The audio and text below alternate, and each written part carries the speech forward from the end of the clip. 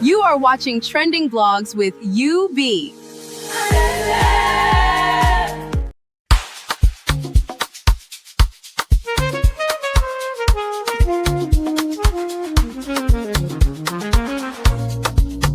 Yeah, yeah, yeah. You be in the building. Hey, vibe with Uncle Bino. Let's go. Now happy hour things, you know. Hang out with you, babe. It's our vibe tonight. Hey, laugh and learn. We shining bright. Oh yeah. You be stories, life lessons time. On the Uncle Benno show, everything feels right. From the streets to the world, we talk real talk. Vibes on the beat make the whole place rock. Happy hour flow with smiles non-stop. Sip and chill with you, be the energy on top. You be stories dropping them every day. Wisdom for life, the African way. From the grind to the glory, hear what we say. Tune in now, don't delay. Hang out with you, be it's a vibe tonight. Hey, laugh and learn, we shining bright. Oh yeah. Stories, life lessons time. Hey, on the Uncle Benno show, everything feels right. Trying to sit that circle. Oh, what a scene. CC Inca, honey baby, and I be so clean. Talk love, talk life, talk dreams supreme. Empowerment vibes like a royal queen team. All our Sunday school when the beat gets low. A moment of reflection, let the spirit flow. Men of God speaking wisdom, you should know. Faith and vibes on the Uncle Benno show. Hang out with you, be come catch that light. Oh yeah, you be stories, keep your heart so bright. Yeah. Join the sister circle, feel that fire. Oh yeah, Sunday school for your soul so right. You be nation, we rise together. Love and vibe forever. Uncle Benno show. Yeah, we outside.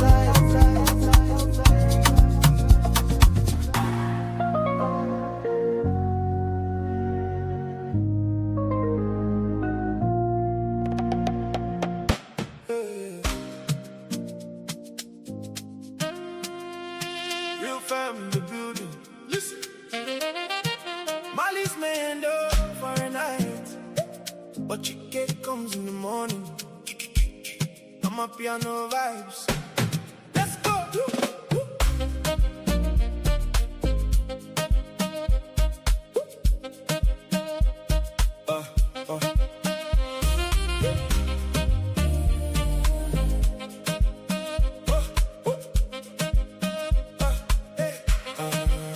When the nights get dark and the talk get loud, people start whispering in the crowd.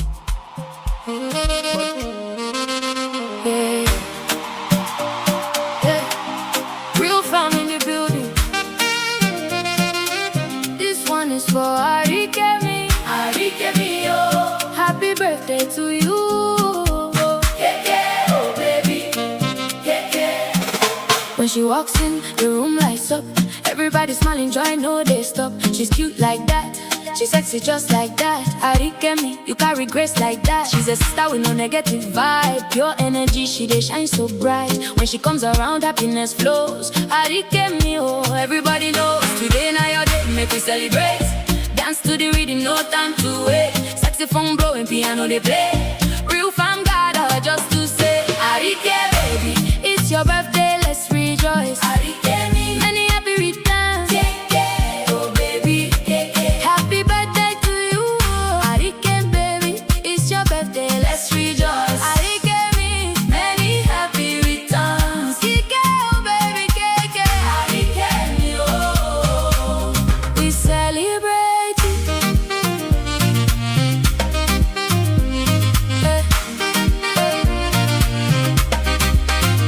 No bad vibes when I reach them, yeah. Love in a smile, joy in the air. Beautiful heart, beautiful face. Everywhere she goes, she carry grace. Oh yeah, dance, make you move your waist. Birthday queen, take your rightful place. Talking drum calling, gang gang gang gang. Everybody singing a Rick me, bam bam. Success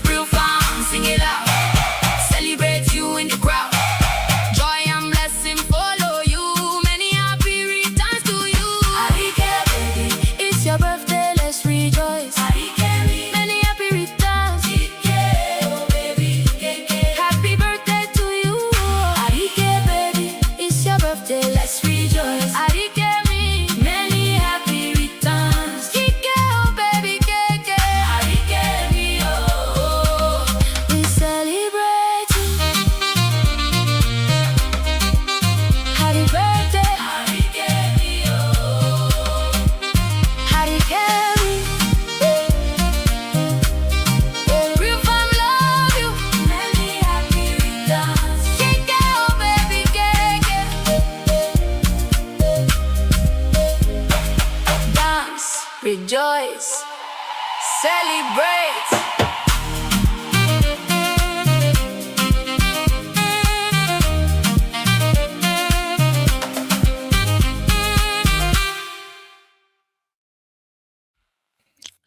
All right, all right, all right. Welcome, everybody. How are you doing? Thank God it's Friday. We're back here again, people. How you're doing? Shout out to all our real fam. Thank you all for all the support. Thank you for always being there with us. Thank you for being the backbone of this channel. Of course, you know we can't do this without you guys, right? So thank you, thank you, thank you. I really, really want to appreciate everybody who has been part of this channel right from inception. God bless you. We don't take this for granted.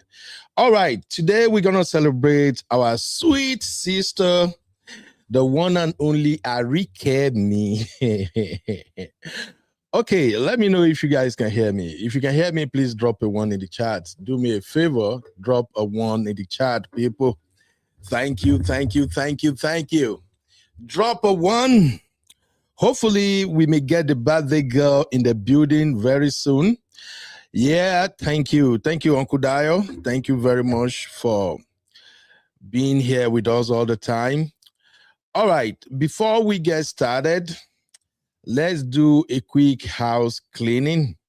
Of course, let me put a break here real quick. Shout out to everybody. Thank you for staying with us. You are watching Trending Vlogs with UB. Welcome to UB Reactions, the place where we keep it real. Today, we've got some hot topics, so let's jump right in. All right. Thank you. Let me see if my real fams are already in the building. Yes, Arikemi, the birthday girl, is in the building. We're gonna come to you shortly, Arike, and of course, my Bilber. How are you doing, Sister Bilber? How is every Faith Sam in the building? What's up, Faith? How is everybody? How are you doing, Faithy? All right, please, if you're watching, do the first thing first. Hit the like. Give us some like, my people. Don't be a stranger. Don't deny yourself a trip to Bora Bora by not liking this show. So please hit the like. So before we do our birthday celebration, of course, we're going to talk about your fave. Everybody's fave, all the Nigerian women fave. All of them are not even do some. All Nigerian women fave. Team Daniel, my brother, fine man, looking handsome all the time. Daniel, we're going to talk about Daniel. So I saw a clip from our sister Ife. You know, Ife had Daniel over at the time on her podcast, and they spoke about so many things. And, you know, of course, Ife will bring it 100, and Daniel is always ready to reciprocate. All right. So at one point during the interview, Ife went to the letter to Ife segment, and she asked, she read a note one of a member of our community sent to her, to Daniel. And when she asked Daniel of Daniel's opinion, Daniel simply said, you know what? This story get us a be, but of course the story is about cheating and cheating back. And you know, for the past 2 weeks now, we have been going back to back on this cheating epidemic. Happy we say, Uncle Ben, don't say epidemic. For the past 2 weeks, we've been talking about this cheating epidemic that is ravaging our society, both in Nigeria and abroad. So I think this conversation is along that line too. So Daniel gave his opinion, and what caught my attention was the point where Daniel said, well, if somebody cheats on you, you need to help that person heal, you know, help your husband heal from that cheating. So, and I'm like, okay, people might quote you out of context again, Mr. Daniel, what are you talking about? So I actually have to go back. You know, I went back and watched the interview, especially that segment. I'm going to play it briefly. So I'm going to ask everybody watching right now at the Real Fam, what are your thoughts about that? Do Daniel have a point? Because it kind of makes sense the way Daniel said it. You know, if your husband cheats, you know, you need to recognize there is a problem. So the first thing you do is to help him heal. Help him heal first, you know. And if I was like, no, I don't like this answer. So we're going to talk about that. And also, there is this video making rounds now. I don't know how many of you know this brother. He goes by Udogun Kiwi. So there's this video on Udogun Kiwi's channel where this lady tells her story about how her marriage from Nigeria finally crashed in Canada. It was such a pathetic story. I think the story took like 4 hours.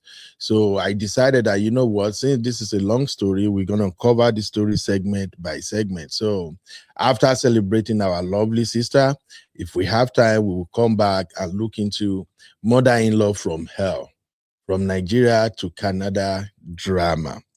I think there is something about UK and Canada when it comes to marriage. I think UK own. Why their marriages have problem in UK is because of that heavy taxes they are paying. I think the United Kingdom government, they have taxed their people so much that both husband and wife they do bang, bang, bang, bang. But in Canada, of course, you know, where is my Bilber? Bilber, please. You should be able to help me out here, sister. Of course, in Canada, we know what usually resulted to marital drama. If you ask me, I will tell you, now the code is the code in Canada. When Canada code freeze your brain, it can't freeze your wife's brain, join. Both of you will not continue to think straight again. Now there Casalago boss. So tax in UK and then cold weather in Canada. I know the question you want to ask. You want to ask me, okay, UB, how about US? What is responsible for marital bass boats in US? Make I tell you, you won't know. Our own problem here, Nigeria, the scatter marriage here. I'm just kidding, everybody. You're welcome to UB and the Roof Farm. All right. So before we go ahead, let me quickly do another information session so everybody can be on board. If you are not following us on Patreon, you are about to miss out on a lot of things, okay? You're about to miss out and we don't want you to miss out. In fact, we have 16,000 plus subscriber on this channel. So I'm expecting at least 1,000 of our subscribers to have migrated to, hold on, where's my charger? So I'm expecting at least 1,000 of our subscriber here to have migrated to Patreon because it takes a lot to do what we do here. It requires resources. It requires a lot of intelligent people. As you can see, we have quality people on this channel, and it's usually not easy to get all of these, our amazing channel members. It's usually not easy to get many of our amazing channel members to come here and help us make it make sense. All right. So if you are on our Patreon, I expect you to download the Patreon app. You're gonna like it. You will love it. Let me quickly walk you through how to navigate our Patreon so you can have maximum benefit. So as soon as you open the Patreon on your app, just navigate straight to the collection. The collection will help you understand our platform better. So right there in our Patreon, you are going to see all the segments that we're using to bring quality to our community. So right there, you're going to see Sunday school and Bible study. I'm still going to talk to Uncle Dayo, Uncle Patrick, our amazing sister Sue, Sister Grace, and all our sisters and brothers here who God has blessed with the knowledge of the Bible and they appreciate. I'm going to reach out to them. You know me as usual. I'm not very good at religion stuff. So I usually leave that to those who God has blessed with the knowledge. So they usually the one who handle it. But in everything I've ever done in my life, I always create space for God. I just feel like if I do not create that space for God, it is incomplete. So that is why Sunday school is added to our Patreon. What are the things you see on Sunday school and Bible study? Some of our past episode on Sunday school, we are going to publish them there so you can catch up. And then there are many of us who really want to learn more. You want to know more about the Bible. So I will reach out to Sister Sue and other our amiable brothers and sisters who can help guide us on how we can have this daily Bible study guide. If everybody is on there, I don't know how they're gonna do, but the objective is for them to guide us. So for those of us who are struggling with how to navigate the Bible, we can actually have something to look forward to every day. Even if it is like 10, 20 minutes we spend on Bible study, I promise you the rest of the day is going to be amazing. So that is why we have Sunday School and Bible study segment on our Patreon. Then if you look to the right, we also have UBRF Wellness Club. That is Uncle Beno and Real Farm Wellness Club. Health is wealth, they say. So on Wellness Club, we're going to be sharing tips, health tips, how to lose weight, how to live better, how to check yourself up and everything. And that is actually a blog post. So I'm going to be posting, other people will be posting whatever I found on the internet that's going to be beneficial to our community as far as health is concerned. You will find all those under UBRF Wellness Club. Then if you look to the bottom, the second row, you're going to see UBRF blog. That is just general blog, stories left, right, and center. You will see it there. So you are going to love it. You will love our Patreon. Then to the right of our Patreon is UB Pod. Now, UB Pod is interesting. I actually shared a segment of our yesterday show, and it was fantastic. It was just like about 90 minutes long. I enjoyed it. So whenever we have shows here, because we know sometimes our show takes longer, we're going to cut it, we split it off so you can have clean audio and great conversation that you can just listen to within 10-15 minutes. So go to UBPod and you will get all the episodes there. By God's grace, maybe we might land on Spotify or Apple Podcasts or anywhere. Let God just lead, but that's the direction we are taking right now. Then at the bottom, UBMC. I will encourage you to join UBMC. That is where I share my knowledge. I do my training courses, digital courses, and everything. So UBMC is strictly by subscription. Let me just tell you that ahead of time now. So to get packages and stuff from UBMC is going to be by subscription, but don't worry about that. Now, for general support, before YouTube took our monetization away, we have close to like 50 members who are supporting our channel with a lot of amount. I think it was like $2.99 before YouTube strike, but on Patreon, the least we can go is $5. So if you want to encourage us with everything we are doing, if you truly like me, you like this channel, you support us, and God give you the grace. For those who may not have the grace, I know you will get there in Jesus' name.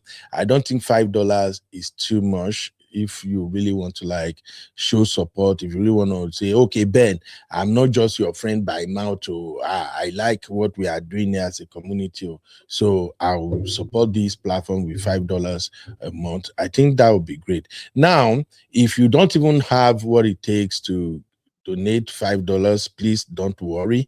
We have free membership. Everybody that are getting into the community, they are coming in as free membership. So the choice of maybe you want to support or you want to is left to you. And another beautiful thing is that you can actually offer our membership to people as a gift.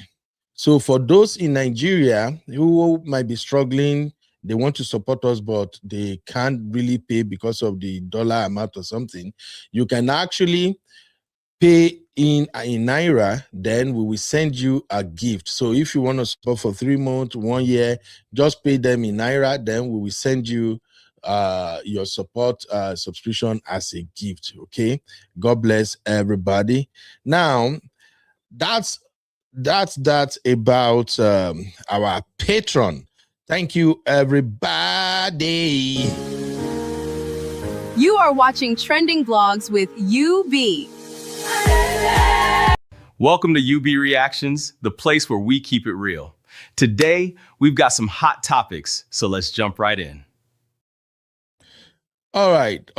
Welcome back, ladies and gentlemen. First off, let me welcome my amazing co-host, the fine baby no pimple that is always stressing our uncle, my one and only. How have you take care of this girl now? Even though Hawala too much, but I can't do without her. And you can tell that Abby has been amazing on this platform. Ladies and gentlemen, welcome Abby to the show, y'all.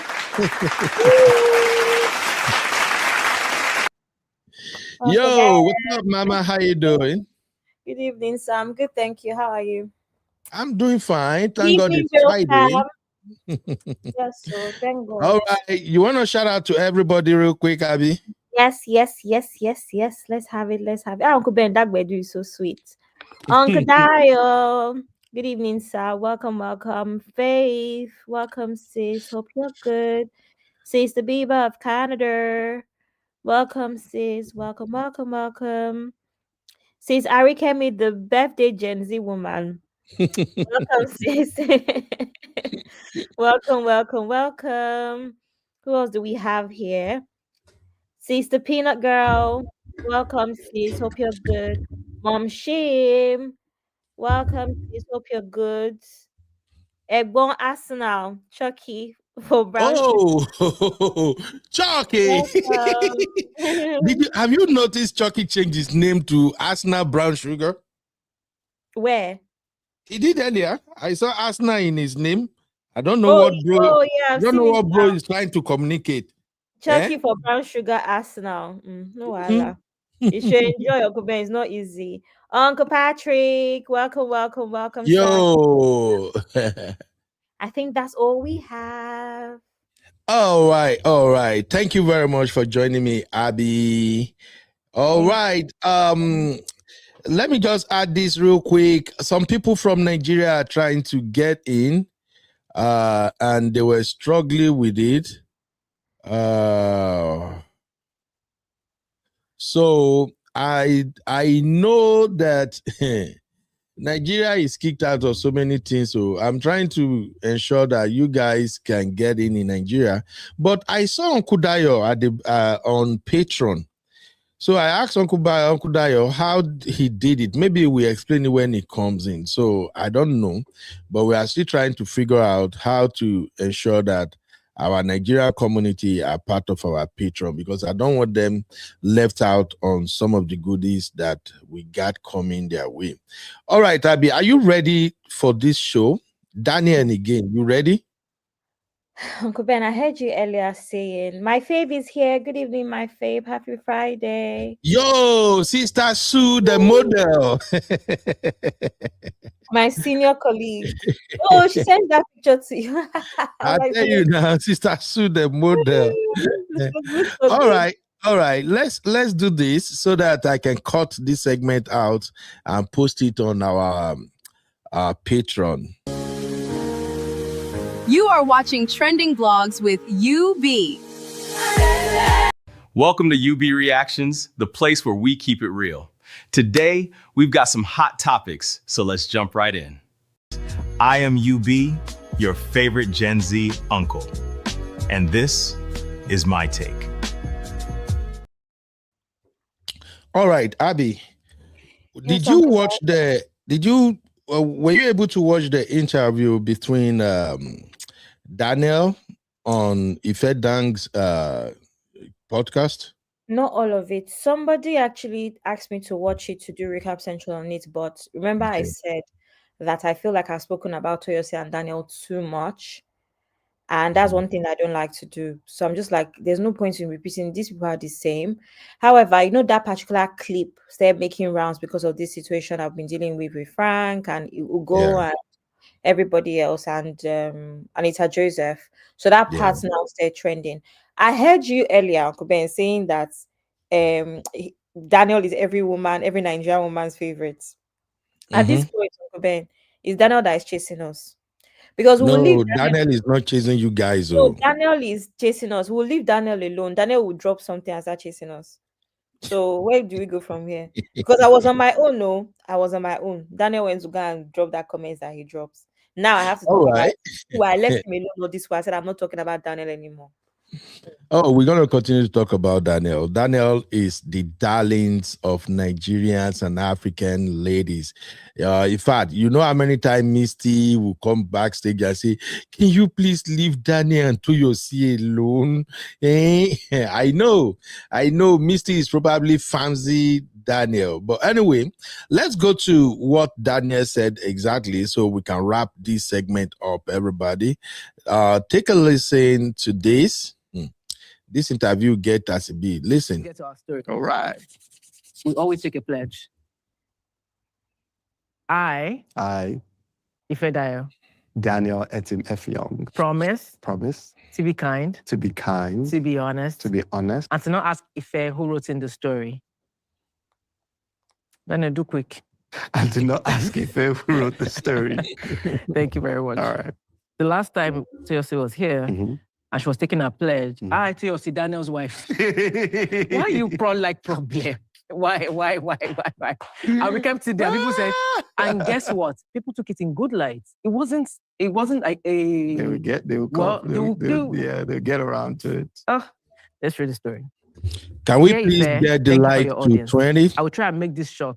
Not really. But please bear with me.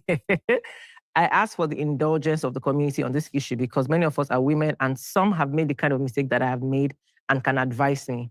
I made a big mistake. I read my husband's phone and saw that he has been sending money to a woman from church without telling me. They have also met up and I wasn't aware. My husband is a pastor, but he cheated on me. He cheated on me when we dated in the first year and promised not to repeat it again, so I forgave him. This is our 8th year of marriage, and I've never suspected anything until I read his phone. Taking that woman to lunch and then meeting up somewhere, I believe he deleted some chats because the chats were scanty, like the conversation didn't end. When he cheated on me that year, I told him that I'm from Akwa Ibom, and my revenge for cheating is that I will cheat back, so he can't repeat such. So when I saw that he was having an affair with that woman, I didn't say anything to him. I told my best friend what I wanted to do, and she said, this is the best revenge. So I just went and did my own back.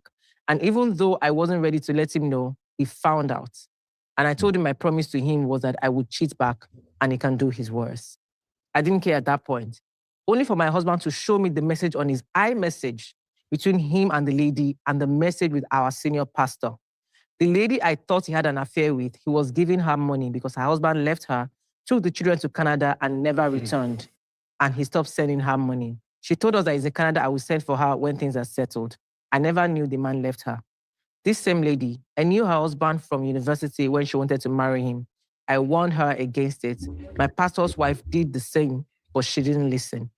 The reason my husband didn't tell me was that the woman begged him to cover her shame and not tell me or the pastor's wife for now. That was why my husband and the senior pastor have been sending her money and paying for her to learn tailoring. I felt so stupid. I only checked his WhatsApp. I didn't know there was anything in his iMessage and all the conversation was there. Even a group chat with the senior pastor where the lady was giving updates on her tailoring progress. I have shamed myself and I told my husband that I'm willing to do anything to make him forgive me. I have begged, I have cried, I have reported myself to his friends and parents. He said I have not done enough, that if I want the marriage back, I know what to do and he won't be the one to tell me. Please, I need help. I have messed up, but what else can I do to get my family back? I'm without shame at the moment. I just want my family back. Please help me. Yeah. Let's Wow. have it. Let's have it. Wow. First of all, don't go and be checking your husband's phone. Let's start from there. Let's start from there. It's so unnecessary. All right, Abby. Let's Yes, start sir. our analysis because of copyright or anything. First Okay. off, do you agree with the first thing Daniel said, that don't go and be checking your husband's phone? And all the real fam watching right now, please drop your take in the chat so we can read them. Do you agree with that? That Yes, I first do. off, stop checking your husband's phone. You agree, right? Yeah. Do you promise you will not check your husband's phone, Abby? You want to talk about me today? No, I'm just No, asking. no, do I want as to I do. measure. Do as I say. It's not do as I do. It's do as I say, Uncle Ben. Do as I say, not do as I do. So meaning, so meaning you agree that according to Daniel, women should not check their husband phone, but you may likely check yours. I don't know what I'm gonna do. Okay, so everybody watching right now, if we have to score 100, if we have to score Daniel from a scale of 1 to 10, based on hold on, please. Hey Vicky, I'll call you back. All right, baby. So yeah, sorry, that's my daughter. So if we have to check Daniel's answer on a scale of 1 to 10, drop in the chat how you will rate it. Abby, how would you rate that first answer from a scale of 1 to 10? I would say 7. I'll give I'll it say 10. 7. I'll Do give you it know I 10. won't, Oh do you know yeah. why I won't give it 10? Why? Because I feel like the idea is don't check your phone, but not don't have access to the phone. Yeah, but we're just going by what he said. First of all, Yeah, but don't check sometimes your husband's phone. the person that is delivering the message, what are they saying? Is that why I'm giving him 7? Because I don't know his intentions in that. Okay. All right. What's your rating, guys? Uncle Diog rate that answer 9.9. I see on your coffee break. How are you doing, mommy? On your coffee break, say what is 1 and what is 20? Okay. 1 is that answer is really bad, is poor, and 10 is very, very accurate. So on a scale of 1 to 10, how would you rate that advice? Uncle Patrick say, ladies, my advice, if you are suspicious of your husband, you may be tempted to check, even though if you are Holy Mary. Okay, but Uncle Patrick, should they check or not to check? At least maybe we can start solving this problem. On your coffee break said 1, that is a very poor advice. Mudaron. Sister Pino said 8. 8 for the same reason Abby gave. I think you guys are trying to do Gen Z kind of And thing what kind now. of things, facts. Okay. My Bilba, my lovely Bilba said 9. You see? Thank you, Bilba. Uncle Patrick also rated 9.9. Abby, Don't worry, you see? I also change Sister Biba's mind. Don't worry. As the All conversation right. goes along, she will change her mind. The messenger is sending a message to somebody else that is not on the show with him. I know people Okay. like Okay. All right. Let's keep listening. Even if you have the You know, password. yeah, Tracy and I used to do that when Yeah. we were Younger. first year of our marriage. Yeah. It's just to be nasty. I think we just outgrew it. Yeah. It's What's the just, point? like I don't even know where to start. Really, I don't know what she should do. Should her husband have told her that I'm giving money to this woman? Yes, I feel like the husband should have. Yeah. Especially when you know that this is the kind of person your wife is. Mm. There are so many no-nos for me in this story, right? I don't even know where to start. Like, you could start the whole story and I'll be saying no. What of it? But I think the whole concept of saying that you are this kind of person from this kind of place, and if they do it to you, you do your own back. Yeah. That's so cringe. Like, I was wondering, So what do you mean I'm from cringe. Akwa Ibom, I'll cheese back? Is that a thing? I'm telling you, like, you cannot destroy yourself because someone is destroying himself. Like, it doesn't make any sense. Yeah. That's the thing about hate and revenge. Okay. Abby, yes, Uncle Ben. on the second part, Daniel said he would have said no to most of the things that happened. But now, the second advice coming from Daniel is the husband should have told the wife about his engagement, like his assistance to the other women, if when you know who your wife is, that is what Daniel is saying.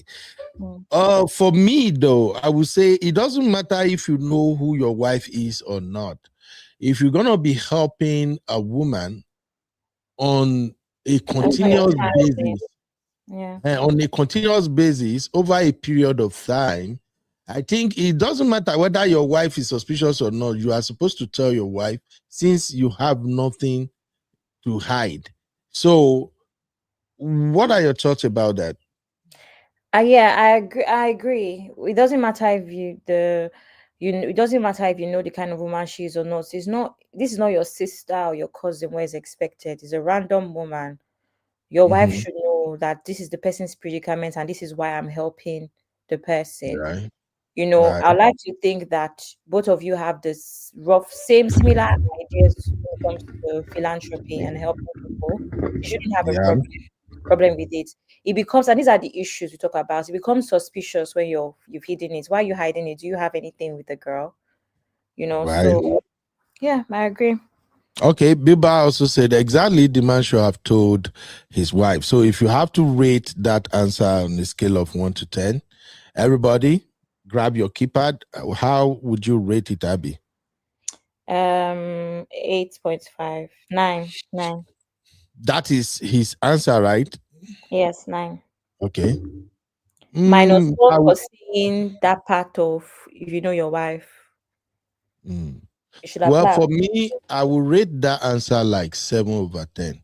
There should be no clause, no if. What men should do is, as soon as you are married, you have a wife, and you have anything to do with any other woman that's going to around situation whereby you get to communicate over a long period of time, you have to tell your wife immediately, even before you start. Now, I get it. Your wife might say, no, why would you be helping her? No, but you can go ahead and still help her. The thing is, at least she's aware. So that's why I will rate it 7. Uncle Patrick said, 100% tell your wife. Thank you, sir. Peanut said you will clock it. Hey, Duchess V, my lovely sister. Duchess V say 5/10.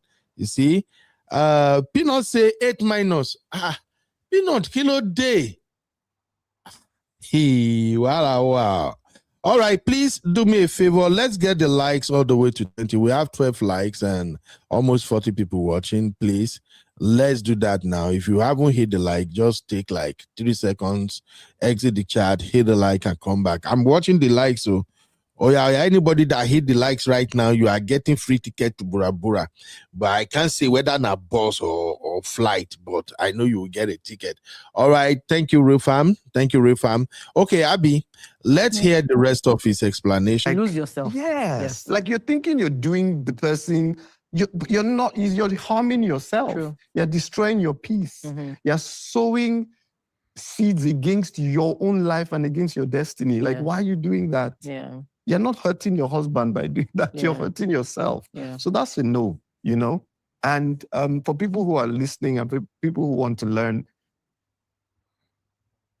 it's better to take pain than to give it. It's better. All right. I know this is where the Bass Bills go begin the talk now. Abby, I know you've seen this clip before, right? So what he was saying here is that it's a no. Women should not cheat back. Even men, don't cheat back. Don't say because your partner cheated and then you want to go and do yours.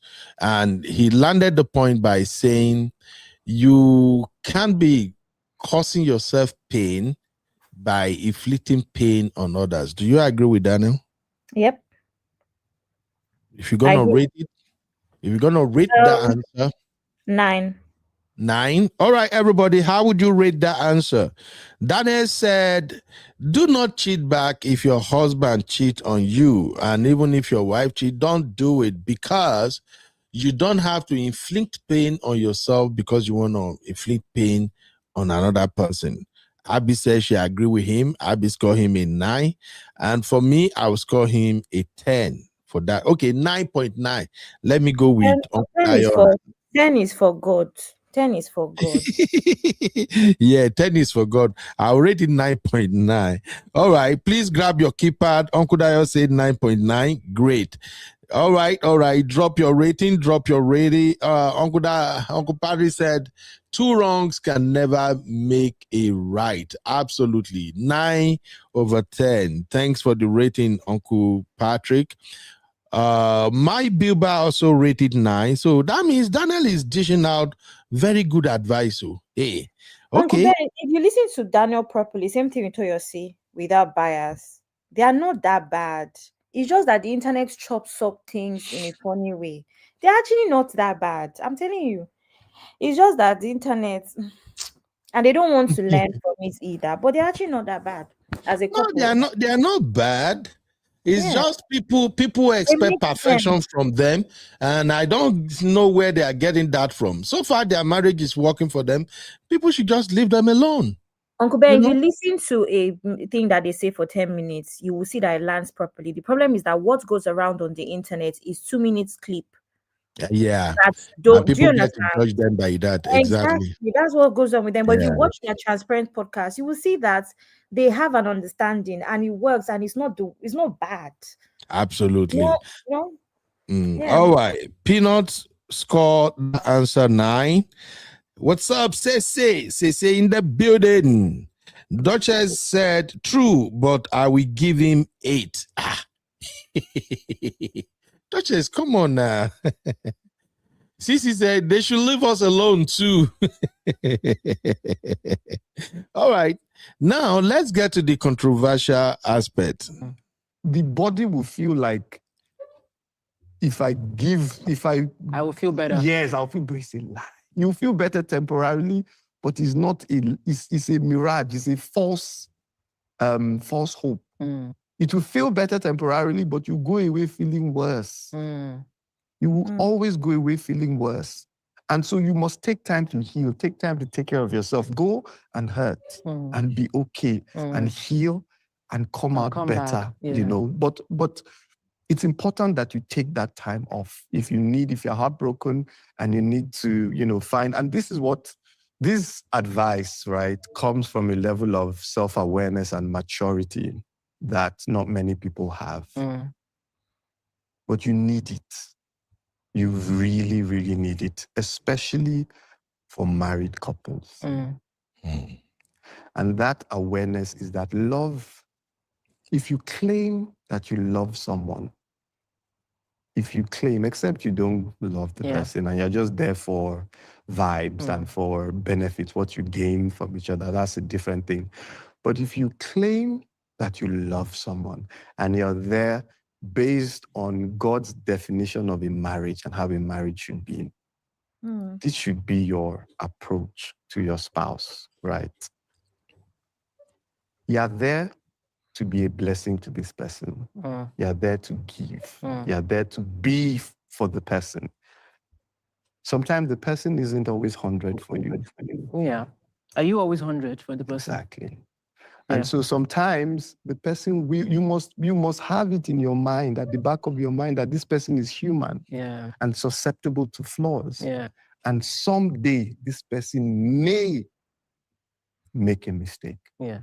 When that happens, what do you do? Why don't you first of all ask, like in this case, why don't you ask questions first? Because this is not clear. Abi, okay, you have read the message. Let's even assume that the person did it. But if they did it, won't you still ask? Or you still just want to... You will ask. So let's even assume, because if she thought that he did it. She did think for no reason. She only saw her husband said, let's meet. Yes. Come and meet me here. Yes. Then he sends her money. Yes. Tell me how that equals cheating. Some people, some people just need to, they don't even need to see money. They just need to see that he's talking to somebody that she doesn't know.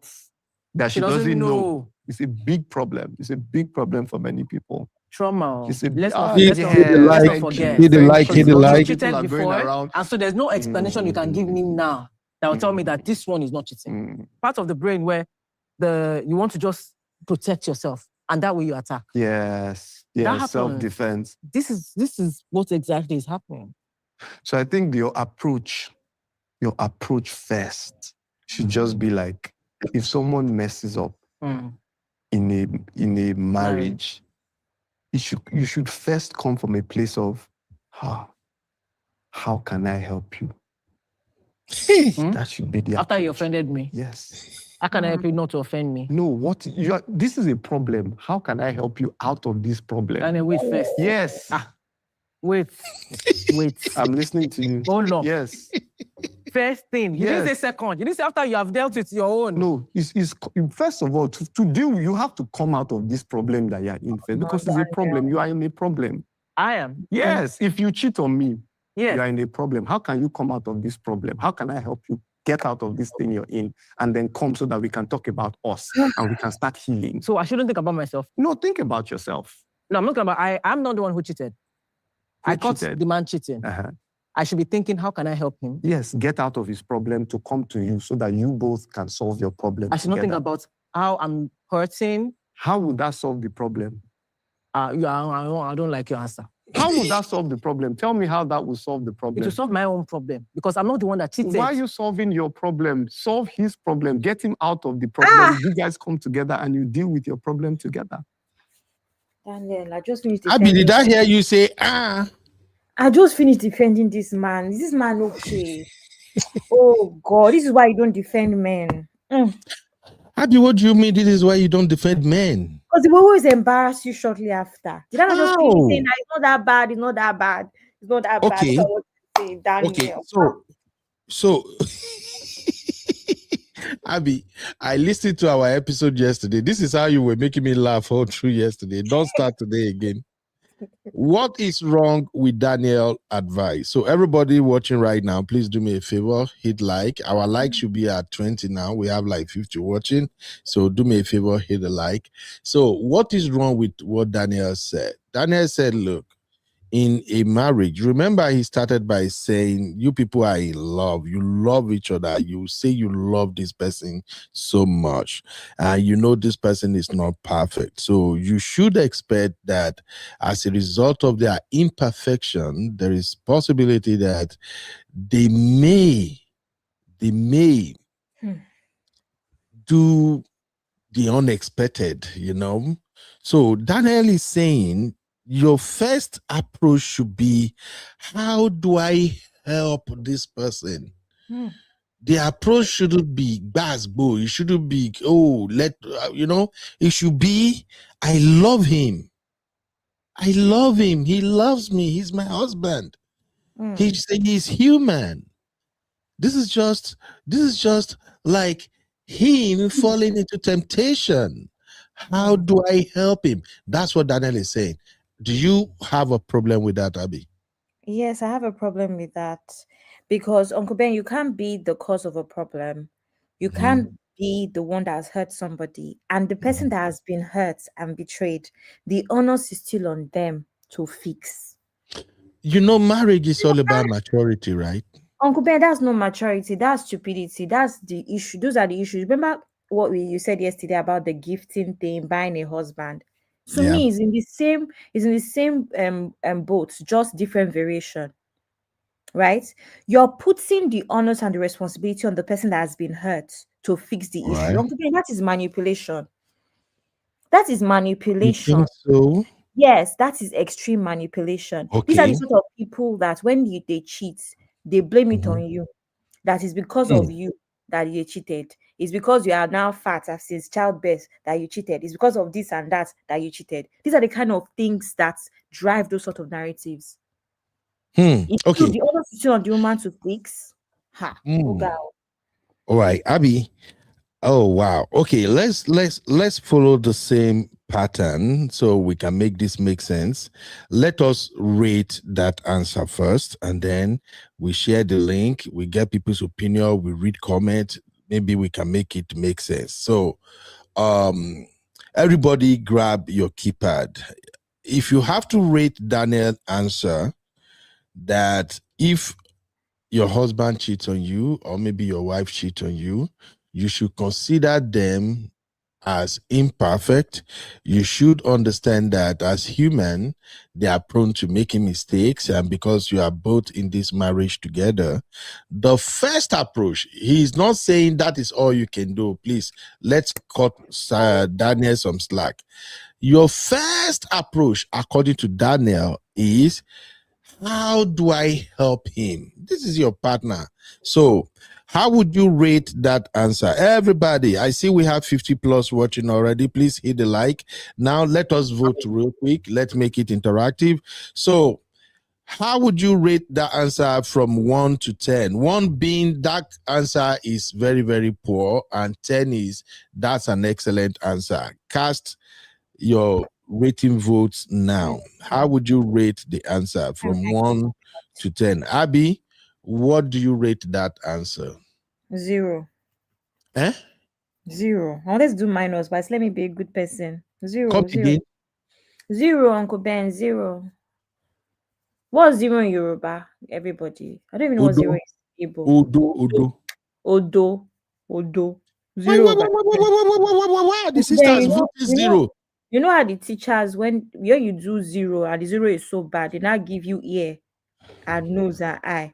That kind of Oh 0 my God. is the one I'm giving him. If anybody went to school in Nigeria, you know what I'm talking Yeah. about. Where they draw face for you. That's the one. Yeah. Anyway, Uncle Ben, 0. Chucky, please, Arsenal won. You're supposed to be nice to me. You promised. Everybody was here when Chucky promised that if Arsenal wins, he's going to always be nice to me. What's the issue? What's the issue, Chucky? Arsenal won. Yeah, Uncle Ben. Okay, has everybody cast their vote? Everybody, is your vote in? Please cast your vote. Cast Also, your Uncle vote. Ben, for the pick me women and the women that forgive every single thing, I don't mind this being the 3rd thing or the 4th thing on the list. But the audacity of Daniel to say that this should be the first thing that somebody does, personally, it's not on my list at all. But for the women that believe in the whole idea of forgiveness and cheating is not a deal breaker, by all means, let this be your number 4, number 3. But Okay. for it to be number 1, that's ridiculous. Okay, Abby, let us check the comment and the votings, and then we can I will give my take. Okay, all right. Sissy said, why are they always talking about cheating? They know what they are doing. It's annoying. Okay, Faithsome said, this has got to be rage bait, cause what? Marioka, how are you doing? Marioka said, I honestly think he's rage baiting and capping. No, he's saying what he believes in. On your coffee break said he has just said nonsense. For real? Why? Sissy said he always wants to say things that will trigger reaction. How is your cheating now a couple problem that the wife should help him fix? Daniel is not talking about himself. He's just saying that the best approach would be to first of all recognize that this person has a problem. That cheating is a problem. And as a couple, you are supposed to at least find a solution together. So you that was being cheated on, your approach should be, how do I help him or her out of this situation? That's what Daniel is saying. People say, UB, why is your voice like that? What happened to my voice? Abby, you notice anything in my voice? Modaro. Hey, honey babe, what's up, mommy? So let me see if I can find Honey Babe vote. So Peanut said, please explain unrealistic expectations and manipulation in one word. Daniel.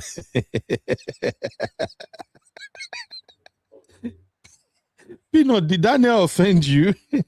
Uncle Dio said, and forgive us our trespasses as we forgive those who trespass against us, as we forgive those who trespass against us. The sinner must first acknowledge the guilt and ask for mercy. Okay, Uncle Dio, we really don't know where you stand with this particular one, Uncle Dio. On your coffee break said, it is actually wicked. Okay, so Peanut rate Daniel answer 3. And Uncle Patrick said, First of all, when it comes to the issue of cheating, you cannot control how your partner reacts. It will take time for him or her to realize the cheating partner needs help. Okay, I'm going to start this one. Thank you, Uncle Patrick. Honey Babe said cheating is a choice, not a accident, but it's still a problem, Honey Babe. If you are married together forever, you should recognize that that cheating is a problem and it got to be fixed. So Uncle Patrick read the answer 3/10. On your coffee break, rate it 1. Abby Y00000. Effigen actually rated 8. I think Effigen is still behind. I don't think it's this particular. Sister Chi, I trust you. So Sister Chi rate that answer 0. Honey Babe 0. In fact, Honey Babe change it to -1. Honey Babe, what's going on? Chucky Brown Sugar Asna say typical Abby on Friday 0. Somebody that promised. On your coffee break said that is the most wicked advice to give someone that you just hurt. Uncle Dio said 2. This is not the first approach, sir. The sinner must first accept the guilt and ask for mercy before you can now consider how you can help him or her. Absolutely, Uncle Dio, I get your point now. Pinal say it can't be the first approach. The first time is to allow the hurting party to express their hurt before his suggestion comes into play. And Mario Kart say -0.000 kilo day. Okay. Why? Mom, she say, Abby, did you just say clock it? Abby, don't trigger me. Abby, this is Friday. Don't trigger me at all. Okay? Please say in the comments. Mom, she said -0 kilo day. Sister Chi said, trust me, he won't give that advice if his wife cheated on him. Like Frank Edoho is doing right now. Mom Chims, change your answer to -20. Why are you guys doing this now? Sister Chinye said, the way you are talking right now is completely laced with sarcasm. Okay.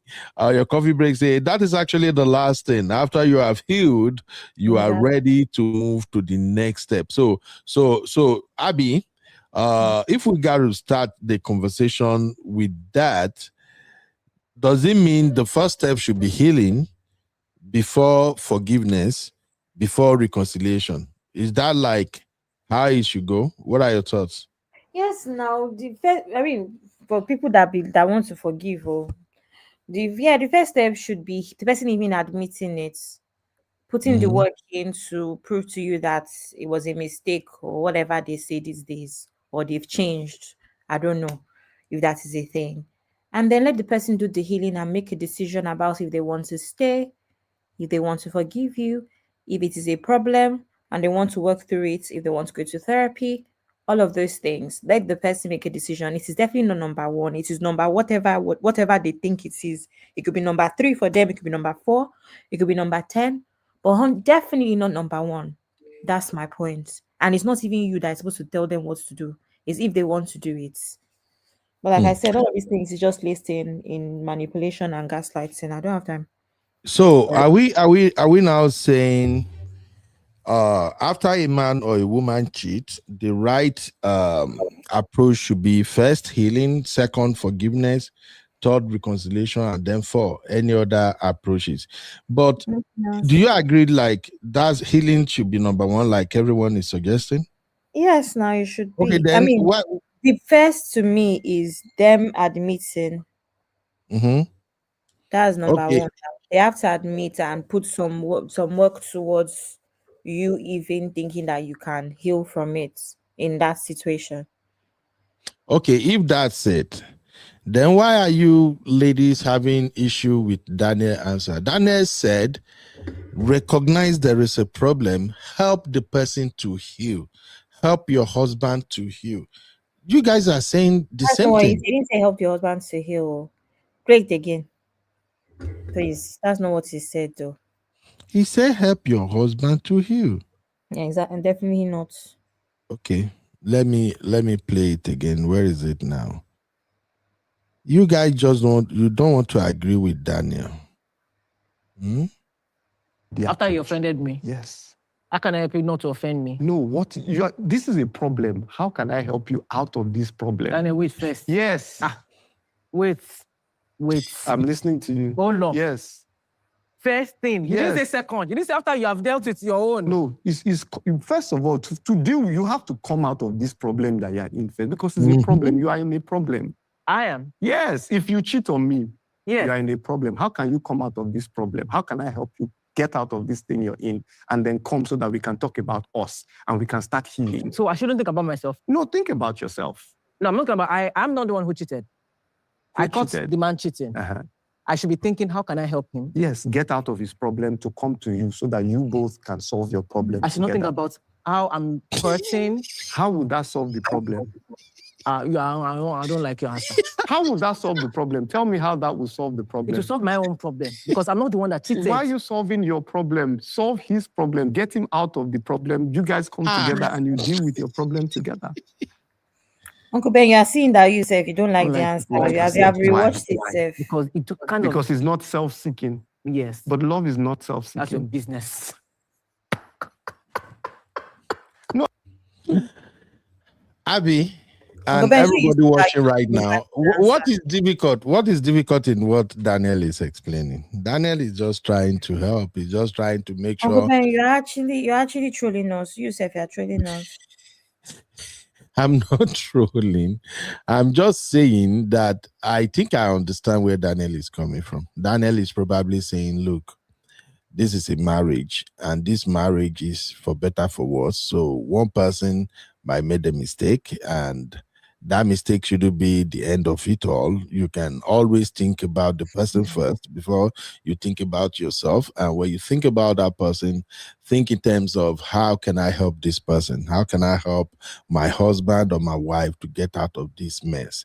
That's what Daniel is saying. And remember, Daniel and his wife, they are religion-based couples. And what do they call that? Their wedding in Nigeria? Kingdom wedding, right?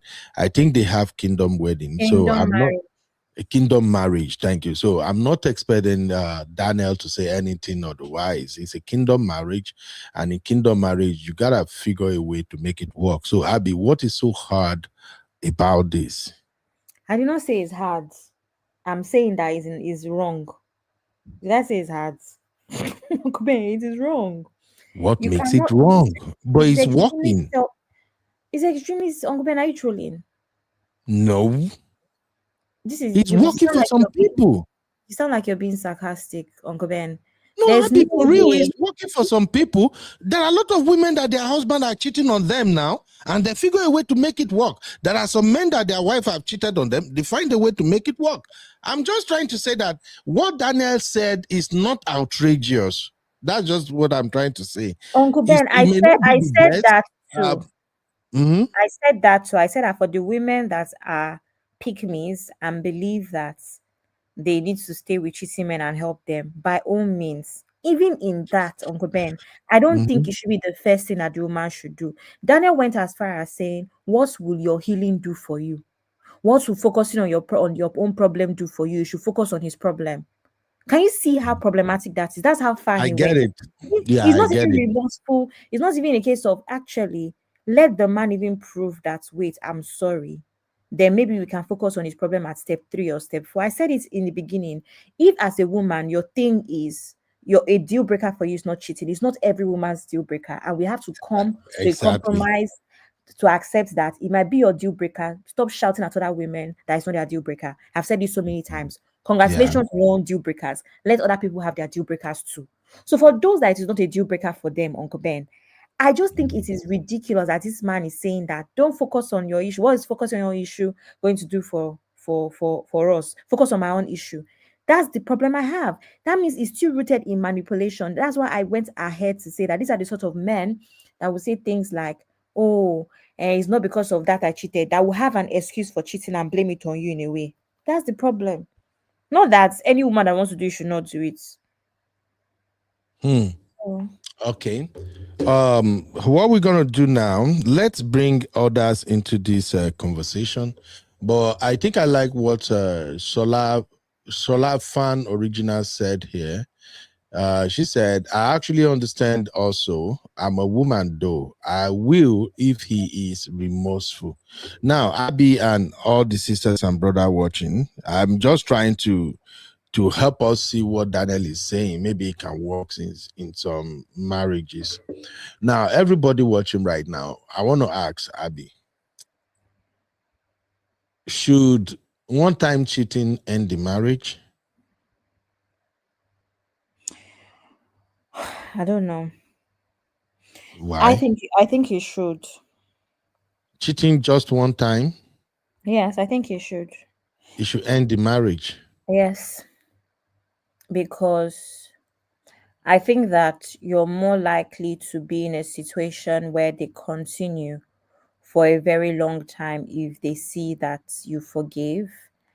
Some people will change, some people will not. But I think changing Mm-hmm. is I think the chances of them changing is slimmer than the chances of them not changing. I think they just might get smarter at cheating. One.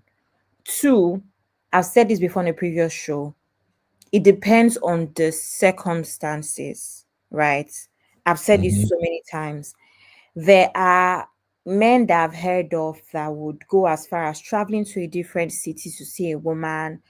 It's been a long term affair. Uncle Ben, it depends on how deep the cheating is. There's men that would go out as a one night stand. I don't know, if their boys stag do whatever. Maybe that is somewhat that can somewhat be tagged as what the society calls is a man's thing. But Uncle Ben, how do you explain the process of it took you 3 weeks to build the anticipation? You bought her this, you bought her that, you took her out on dates, you even flew her out. There's some Mm-hmm. things that you too, you see to yourself, you will not understand where you want to start forgiving from, right?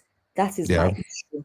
So the context and the way they went about the cheating, in my opinion, matters a lot for you to even begin to consider that there's a possibility of forgiving. Because some audacity, Uncle Ben, you won't be able to shake it off. Oh. And that's what is most important. I don't believe that women that cannot shake it off naturally should force themselves to forgive. There's no point in forgiving if you're going to stay miserable in that marriage.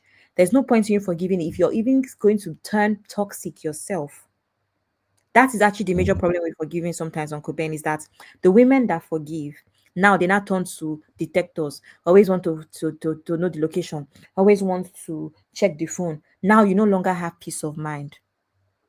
So if you're the sort of woman that it doesn't come natural to you to accept cheating, if it's Mm-hmm. a deal breaker, don't force yourself because you are the one that will start going crazy. That is why I don't exactly advise forgiving. It's not for everybody. Now Wow. the man cannot even drink water and drop cup. Any move he makes, you are shaking. You cannot sleep. What's not the point of forgiving? So when you want to sit down there and forgive, ask yourself if you're capable of forgiving. Don't go and pull a Sandra where you are the one that will not go and cheat. On top of you still cheating, you don't have peace of mind. Uncle Hmm. Ben, are you seeing the issues? You go and do the same thing they do, right? You cheat, you don't have peace of mind. You're still the one that is beating girls, inviting girls to the house, doing all this madness. So why did you cheat back? You thought you were going to pay them in their own coin. Now you still don't have peace of mind. So my sister, if you know you cannot sleep after the man has cheated, pack your bag and go. Don't even now start making the man's life miserable on top of he's working on marriage with you. And your Uncle Ben, you know, there's people like that. Now Yeah. you're the one that's losing weight over somebody else's sin. So Uncle Ben, forgiving is not for everybody. Hmm. Or working on forgiving, working on the marriage is not for everybody. Hey. Okay. Abby, I struggle a little bit, but I see what you were saying. So, what is the final verdict on Daniel answer now, Abby? After we have deliberated on this, because we have to Zero. share the link now. Yeah, Zero. we have to share the link. We have to bring others in. Let's hear what they talked about, all the advice Daniel has given so far. So, ladies and gentlemen, we are now at deliberation. If you want to come into the studio, Abby, can you please share the link? If you want to come into the studio, please hop in. Let us have this conversation. You are watching Trending Vlogs with UB. Welcome to UB Reactions, the place where we keep it real. Today, we've got some hot topics, so let's jump right in.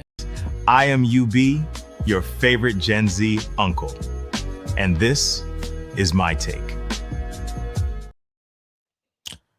All right, welcome back, everybody. So if you're just joining us, we are examining Daniel's advice while he was on Ife Dank podcast. So Ife read a note where someone said that she discovered her husband was financing the life of a woman, and by the time she found out, she thought her husband was cheating, so she went back and cheated on the husband. And after cheating, she found out that the husband was actually not cheating with the woman, that the husband was helping the woman. So now she's begging the husband to stay. The husband is like, no, this is way too much. So Daniel, being the guest, Daniel offered his 2 cents, and one of the recommendation by Daniel was that, first of all, the husband should have told the woman about his kindness towards that other woman. We voted on that. The vast majority of the vote indicated that Daniel gave an excellent advice. Daniel also said cheating back is a no-no. Nobody should try to cheat back on their partner, because when you try to cheat back on your partner, you are somehow you're trying to inflict pain on your partner, and indirectly you are inflicting pain on yourself. Daniel say it's not worth it. We asked everybody to vote on that, and the majority say that's an excellent advice. Then lastly, Daniel now spoke on the approach to resolving cheating drama. So Daniel said the first approach should have been, because this is a marriage and both couple agree a marriage is supposed to be together forever, you need to understand that your partner is not a perfect human being. They are prone to make mistakes. So when cheating happens, the first approach should be you try to help them heal. And if I push back that, are you saying I shouldn't worry about myself first? I should worry about the person who actually cheated on me? And then I say, yes, that man, a woman, need help. Something was wrong. They cheated. The best approach would be to help them heal. Everybody, my co-host Abby said L to the no, that she's not buying that.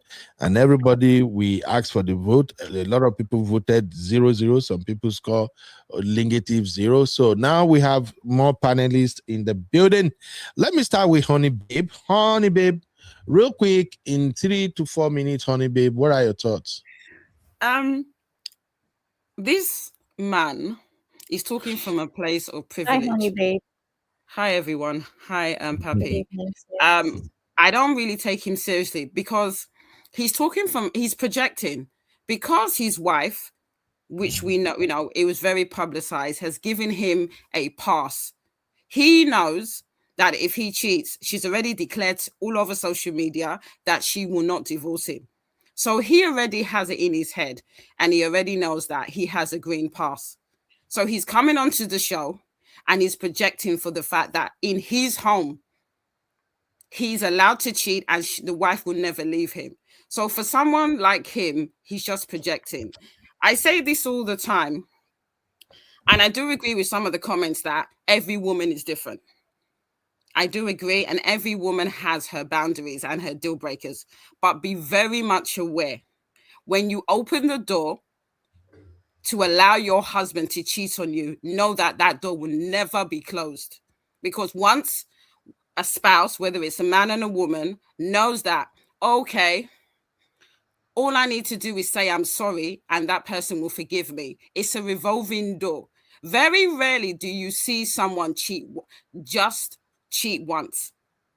It's always the case where they cheat once, you forgive them, and then it's a revolving door of different women. Tell me if I'm wrong in the comment section. You never rarely have someone that would cheat once, because they already know that there is no breaking point, there is no deal breaker, and my spouse is willing to do anything and everything to continue with the marriage. I say this all the time, that everybody should make their choices, and I do respect people's choices, but do not come onto social media. You remember the situation of Annie? She was telling everybody, who are you to get in between my business? And he loves me. Look what happened. Look what happened. Her husband continued to cheat on her until eventually we had Senator Natasha. So be very, very careful when you're saying, oh, if he's repentant, I will forgive him, because you've opened the door and you've given him verbally and unconsciously that it's okay to cheat on my spouse, whether the husband is cheating on the wife or the wife is cheating on the husband. All right. So, honey babe, same question I asked Abby. The cheating happened just one time. Should that be the end of the marriage? For me, yes, because for me, yes. Because all right, in all my past relationships, including my marriage, I never cheated on any of my relationships. So if I have the self-will and the autonomy to control my sexual urges, then I expect my spouse to do the same. If I hold myself to a high standard, any person that I marry again should have the same high standards. So for me, it's a deal breaker. All right. So this question is not just for honey babe, it's for everybody generally now. So if a man or a woman got married to the partner and the partner cheated for the first time and they call it off, saying that is the end of the marriage, they got married again, it happened again, they should end the marriage, they married again the third time, should that cycle continue, or should they just not get married if they know it's a complete no? But the issue is that if you are going from relationship to relationship and you keep picking the same men that cheat on you, it's a you problem. Because the first time your marriage breaks up, do you not reflect? Do you not think about, okay, the second time you're cheated on, you would hold your horses and say, okay, maybe I'm picking the wrong guy. And maybe I need to self-reflect. For you to be going into 3, 4, 5 different marriages, it's a you problem. Okay, so they should just stop. Anybody I'm just saying that if you're going from relationship to relationship, you're picking the wrong people, whether it's you're picking the wrong men or you're picking the wrong women.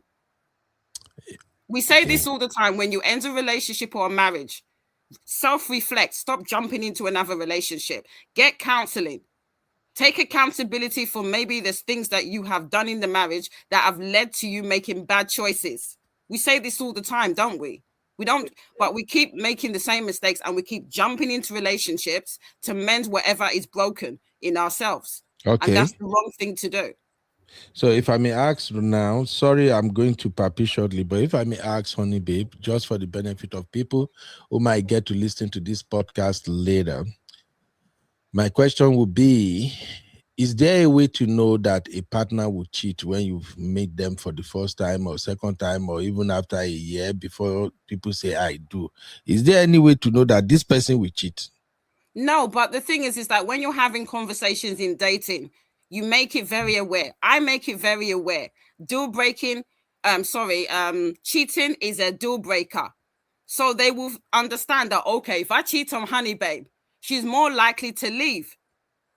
Okay. Which is what I did. I just told you about the fact that my eldest son is 3 months younger than his half brother. What does that tell you about me? All right. No, don't worry, honey babe. We're just having a conversation on based on what you recommend. What I would say is, don't get married. Anyone who feels like cheating just one time is a deal breaker, I pray you will not marry somebody who will cheat on you.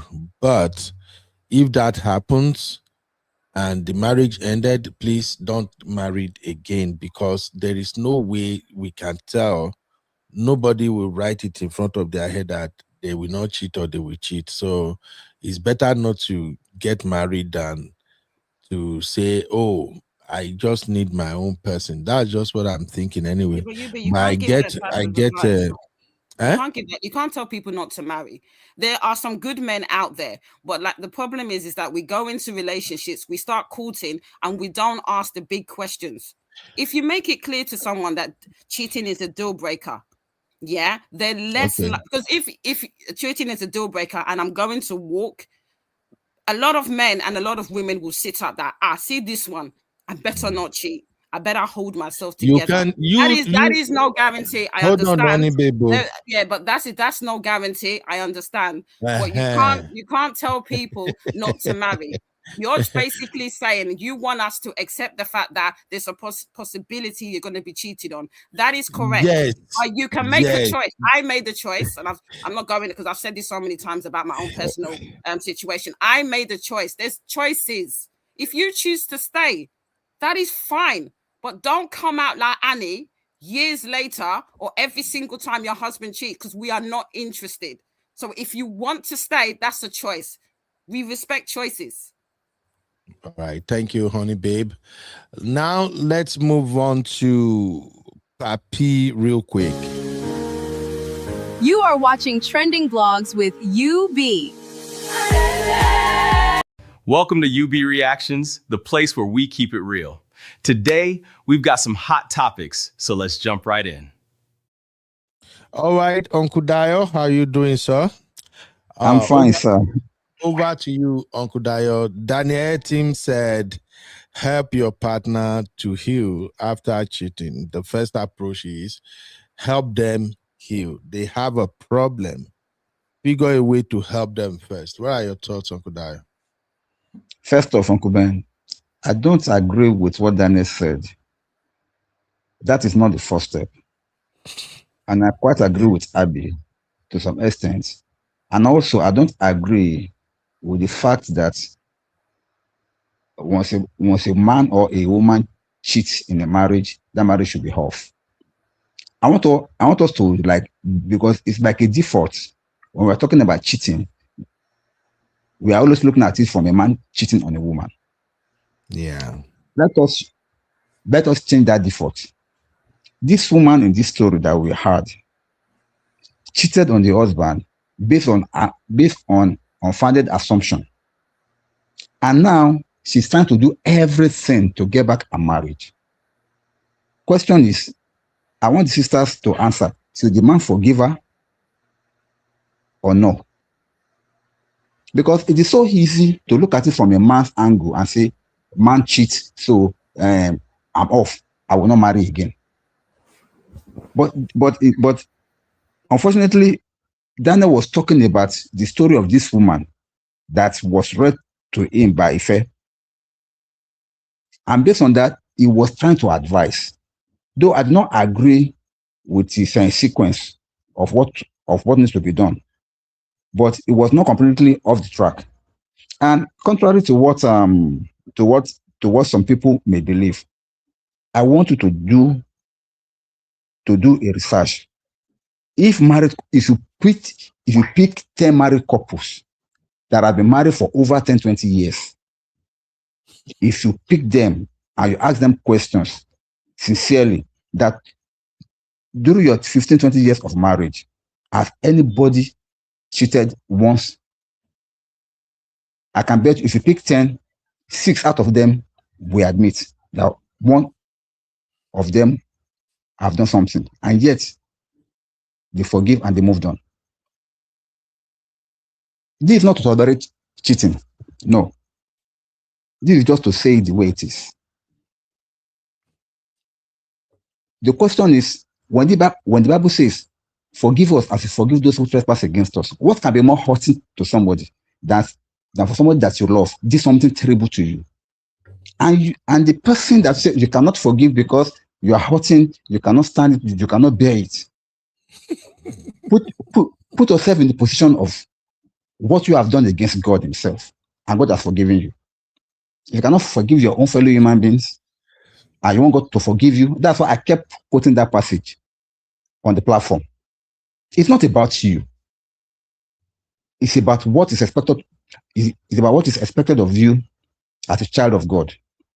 When God says forgive, don't let it live. Don't let the sadness of Satan exists in you. All what you just have to do, you cannot do it by yourself. Just ask God, give me the grace to forgive this man. But many people today, particularly many Christians today, have thrown forgiveness out of the window. And to them, they feel justified. It's wrong. Nobody is 100% guaranteed. Even me, as a child of God, I pray daily, Father, keep me in your will. Let me not fall off. The Bible says that let him that think is standing, let him take it, lest he fall. You cannot stand by yourself except God sustain you. Some people's strong points might be they can never compromise their standard as per cheating in their relationship. That is your strong point. Meanwhile, other people's strong point may be, no matter what, I can never taste alcohol. Meanwhile, you that can protect yourself from any cheating, you are vulnerable to take alcohol once in a while, even though you know it is wrong. Everybody's strong point is different. And I like what Uncle Beno said, that how can you decipher a man that may cheat, or how can you decipher a woman that may cheat later on in life? You can never know from the beginning of your marriage, even until the first 5, 6, 7 years. It can happen at any time. But the question is, when it happens, how do you respond to it? May Satan not tempt us, because what you strongly hold to your chest, that this one, I can never take it. Satan will tempt you with it. So as Christian, when Daniel spoke that no, you must help your partner to heal, he has a good intention, but the process is what is wrong. Let me explain. Because if you cheat on your partner, like this woman did now, the man is hurting. And she said she has gone to even complain to the man's family, beg them, help me beg my husband, I have up, I did this, I did that. And the man said something. The man said, I've heard you, but you know what to do. That means already the man is in a place of forgiving. No, see, we are following this story, Uncle Ben. I'm actually laughing because of what I'm seeing in the chat, Okudayo, but okay. let's bring it home. Can I push back? Can I just, sorry. Hold on. Hang on. I was going to say that I'll let him finish. If you let me finish, I thought he finished. That's all. Sorry. All right. Now, the man is in a place of forgiving already. But if you are going to ask the sisters on the platform now that the woman effed up based on unconfirmed information that she thinks she got from the man's phone, she went ahead and cheat on the man. Should the man forgive her? Because when we, I don't want us to always have the mindset that only men cheat. Women too do. That's why I say cheating is not gender-based. It's both ways. So before we say crucify him, let's always say, if it's a woman that cheats, will it still be the same standard? Because I, for one now, I'm seeing something, not only because of this particular case, because many people's mindset is now drawing towards, once a man cheats, it can never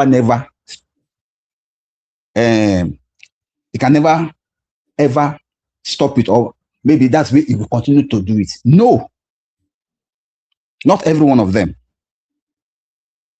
Ask married couple. It will surprise you that some men will tell you that I caught my wife cheated once or twice, and I forgive her. And you may even see some wives that will tell you that yes, my husband has cheated on me, but then he repented and I forgive him, and we are good till today. Marriage is not a bed of roses. So. Right. Please let us understand that. Thank you. All right, thank you, Uncle Dio. Sister Labelle, you're welcome. How are you doing? I see my lovely sister, Lady Uzo. Lady Uzo is just throwing bows. And M. Jones, I see you. You're welcome. So Honey Babe says she want to push back a little bit. Honey Babe, let's make it quick so we can move on. I actually forgotten what I was going to say, but all I'm going to say is that you can forgive someone, but you Yeah. can decide that I no longer want to be in the marriage. Many women do it all the time. They have made, the thing is, we need to understand is that, yes, we're doing Sunday school, which I didn't know we was doing today. One, in the Bible, adultery is grounds for divorce, from what I know. Then secondly, in terms of forgiveness, you can forgive, but you now decide to make a choice to stay in the marriage or to leave. You can't just say that if you decide to leave a marriage that you haven't forgiven them. I don't think that's the case. There's a lot of women that would have children from men that have cheated. They've made a decision to forgive the man because they still have to, because that's the father of their child, and they still made a decision they no longer want to be in the marriage. They're all mutually exclusive. So it can't be a case where you're saying that if I don't want to stay in the marriage, I don't forgive him. That I don't think that is true. And I say this, and I do agree, but majority of men want, to me, for me, my mindset is this, I'm just being logical. Once a man or a woman in a marriage knows that their partner will forgive their cheating, they're more likely to cheat because they know that it's not a deal breaker for you. And we say this all the time, especially for women. We're trying to empower men and women. We're talking about men and women. You have to empower yourself and you have to have self-love.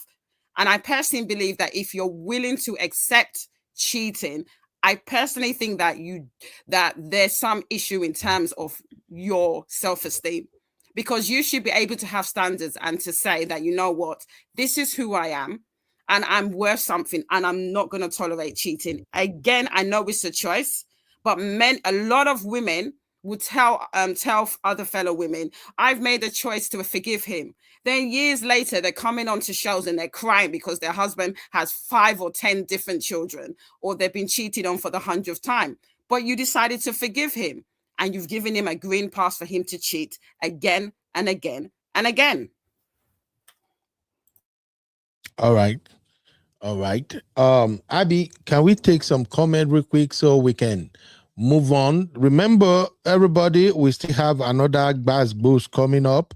We're just gonna celebrate our sister Sorry, Uncle Ben, I Ari. need like 10 minutes. Okay, cool. So we're gonna celebrate our sister shortly, but we have the second segment on today's show, which is Mother-in-Law from Hell. Now, just to wrap up this segment on Daniel, I'm gonna take some comment. A shout out to Sister Yekus Pepe, my own sister Yekus. Voila day. Lady user, I see you. All right, let me read some comment here real quick. Duchess V said, you killed your spouse or significant other by that act, meaning cheating. And Duchess said, people aren't Jesus Christ. I think that is in relation to forgiveness. Sister Yuku said, they need to both seek help. She failed to speak to him about how she feels. Instead, she wants to cheat. All right. Sister Yinka said, next time it will be worse. Okay. Yinka also said, try to help heal what? Go to Jesus. He's the healer. Say, I see you. I'll be there shortly. Auntie LaBelle said, if a man cheats and you catch him and forgive him, he becomes smarter in the business. And Solar Fan Original said, honestly, there are lots of men who have also forgiven and covered their cheating wives. Forgiveness goes both ways. Most times, the problem is not cheating, it is a lack of love. All right. Sister Rose, shout out to Sister Rose. Sister Rose say, they will still cheat. They are animals. Let me say that in New York accent. Busy, what's up? Busy said, I like Don Jazzy's take on cheating. Stay single if you want to enjoy multiple partners. Don Jazzy is not in the right position to advise anybody. I'm sorry. Once you are 40 plus, you are not married, forget. Yeah, especially for a man, I don't see advice that you want to give in relationship. Lady Uzo said, you can't tell people not to marry because they marry, they cheat the first time. No, now don't say Sean. I think I said that when Honey Babe give her position. My thing is, I was actually saying you can't tell someone you will cheat on you or not. You can tell anybody, oh, cheating is my deal breaker, and they will say, oh, of course, I hate cheating. No, no, no, no, no. 1 year, no cheating. 2 years, no cheating. 3rd year, no cheating. 4th year, they may cheat. That's the point I'm making here. 4th year, they cheat. 2 kids already. Where do we go from here? So that's why I was saying, anybody who feel like first time cheating, I'm cutting you off. If you marry the second time, the second person cheat on you, I cut you off. You marry the third one, he cheat on you, I cut you off. That's why I said it's better if you know you can't forgive or go beyond first time cheating, don't even marry. I'm like that. As I did like this now, I hate cheating with everything in me. And I know the person I'm married to also hate cheating or something. So if anybody cheat, definitely that's going to be the end of our marriage. I know. Now, after that marriage, if I'm the one that cheat, or maybe now my madam cheat on me and then we stop, you think I will just hop on and marry someone else? I don't think so. I would rather say, you know what, let me just chill. I just get one partner where we dey committed to each other. Everybody, if any day we retire, everybody go your way. I'll focus on my children and my grandchildren. That is me. So Sister Chinye said, human beings will stay your white. Even when you tell them it's a deal breaker, they can still cheat. Lady Uzo said, you be as a man, if your woman cheat and you end the marriage, are you saying you will not marry again? I just said it right now, my sister. Marriage is not a decision you just make because of the fun part of it. I think that's where a lot of people get it wrong. Some people make decision to be married because Kerewa was good, or because the mutual friendship is there, or just because there is money or something. No, you think, you put everything into consideration. What will happen if things go bad? A lot of people get into marriage thinking about the positive. They never took their time to think about the negative. Nobody pray for negative, but negative do happen. So until you can balance both, like, okay, if this happen, what am I going to do? What will be my reaction? How am I going to handle it? You have to think about all of this. As I'm speaking with you right now, I pray this will never happen in my marriage. It will not. But let's say something happened. My wife cheated on me or something. Number one, nobody will hear about it. That is my own. I've already thought about all of this in case it happens. Nobody will hear about it. Oh, it's nobody's business. The marriage ended. We are no longer compatible. Case closed. The more people you tell, at the end of what are they going to? Will they fix what happened? Are they going to correct it? Say, hey, she cheated. No, you are just exposing yourself more. You know, if the lady now feel like, oh, people know my husband is a great guy, this is an error, why he can't just work? If she now the one talking about it, good, but for me, no, auntie. It happened just like it go pain, I go cry. I won't lie to you. I'm a very emotional person. I'll cry about it. Everything go pay me. It will be like my word has crashed or something. But I've already thought about this a long time ago. If anything happen, what do you do after? The next thing is you move on to phase 2 of your plan. Will I end my life because of that? No. I just say, thank God. I have beautiful children out of this marriage. We did amazing things together. We accomplished so much together. I will still thank you for all the great time we had. But as of now, it seems like that Kporo is better than my Kporo. So I think you should continue to manage that Kporo. I expect somebody to do the same thing to me. If I step out on you and Kasala boss, you say you can't forgive me making that mistake one time, I will understand. He go pay me. I'm the one who fuck all of this thing up and all of that. But still, I'm still gonna thank you for all the beautiful times we have together, all the great memories we create together. At least it's not easy. I would thank you for the years we were able to work it out. That is what I think some people are not thinking about all of this. It's not just this, I'm just making it, then you don't have a plan on how you want to move on after you actually leave the marriage. Now you leave because you did not envisage this might happen. You now become an atomic bomb. Anywhere you go now, you are just unleashing anger, trauma on everybody, because that is not how you move. So if I'm to advise people who want to get married, I would tell you, bro, the way this woman is sweet right now, the way you two, you are great, that is not how marriage work. Both of you go to your own quiet place and think about some of the negative things that can happen, because all of these people that you heard that things happen in their marriage, they don't see it coming. Nobody pray for that. So, and you are not an exception. It can happen. So think about it now. If this thing happen, how am I going to tackle it? It's just like the DV situation we talk about all the time. As a man, you should have take your time before you marry to think, okay, what can my wife really do that can upset me greatly that I will slap her? Pow. I don't know, me, I they get long time, short term thinking, I think forward. So you imagine it. What can this woman really do that will press me to the, I will give her a slap, pow, kick her. Now, if she does that, how do I avoid putting my hands on her? These are the questions I think people should be asking before they even say I do. But as soon as two people find each other, we kiss, we go, the date was good. We got date 1, date 2, date 3. He took me all over the world. He fly me. He's so sweet. By the time they settle down, when that is so sweet, don't come out. That's a will boss. So that's just my take. MJ say, what did Daniel don't say? He decrease. He's an abusive person. No wonder his wife they conduct prayer up and down. But let's get something clear. I'm gonna go to CC now, but let's get something clear. So far, so good. Nobody has any evidence of Daniel cheating, and I don't like when people do that to him. So far, so good.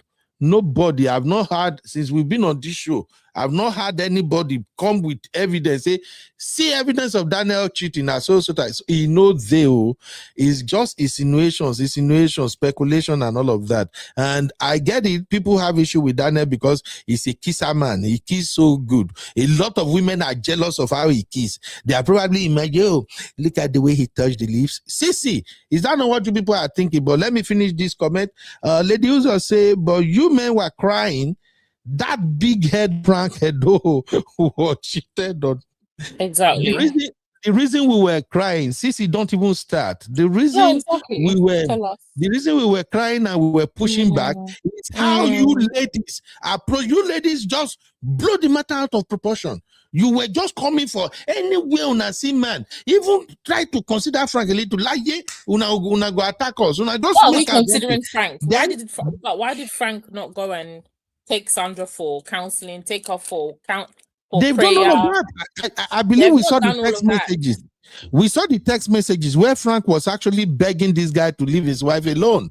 I think that's okay. I'll come to you shortly anyway. Lady Uzo, you don't depress my button now. Lady Uzo said, forgiveness does not mean you should still stay in the marriage. Absolutely, I agree. And Mr. Martin, how are you doing, sir? It's been a while. Mr. Martin said, forgiveness cannot be taken out of a marital affairs. Different backgrounds, upbringing, and social exposure are complicated matters in marriage. One we fall, but to rise again. Okay, Mr. Martin, I really don't get the context of that, but I know it's about forgiveness. Sissy say, all the ranting UB has been doing on this chicken matter, I never heard him say Frank should help and forgive Sandra. Sissy, over to you. What have I done now again, Sissy? What has Daniel said that you are not agreeing with my sister? Over to you, Sissy. Everything. I feel like these people, to be honest, I've not even... I don't like that lady either. I don't like Daniel, so I'm not going to give them my view, to be honest. But I just caught the end of the You are far away from your phone, say. You used to have one of the cleanest audio here. Yeah, until I moved to iPhone. Sissy, don't do that. Don't do that at all. You've started. There's nothing wrong with Samsung, CC. Don't mind Sissy. Sissy want to blame iPhone for her. Can you hear me now? All right, better. CC, just to let you know that I am here. Oh, okay. Are you here, Abby? I'm here, and I heard what you said about iPhone. I'm here. I'm back. I'm telling you, since I moved to iPhone, my life has not been easy on this YouTube street. Well, sorry, I'm 100% not even joking. As we're speaking now, I'm transferring my iPhone back to my Samsung. Like, please do. Android is the best.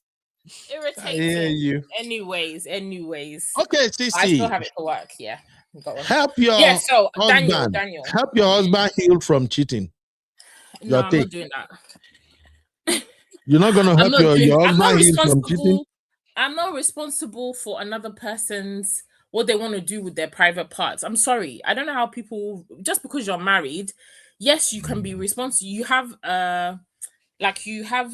you're meant to be committed to each other, right? There are certain things that as a couple you should be moving together. Yeah, if your partner is down on hard times, you step in. Fine, no problem. If the man is a cheat, and like Abby already said, there are levels. Let me not say, oh, never. But in my heart, I know the type of personality I have. I'm not that I can forgive you, but us continuing a relationship, it will be very difficult. I'm not going to lie.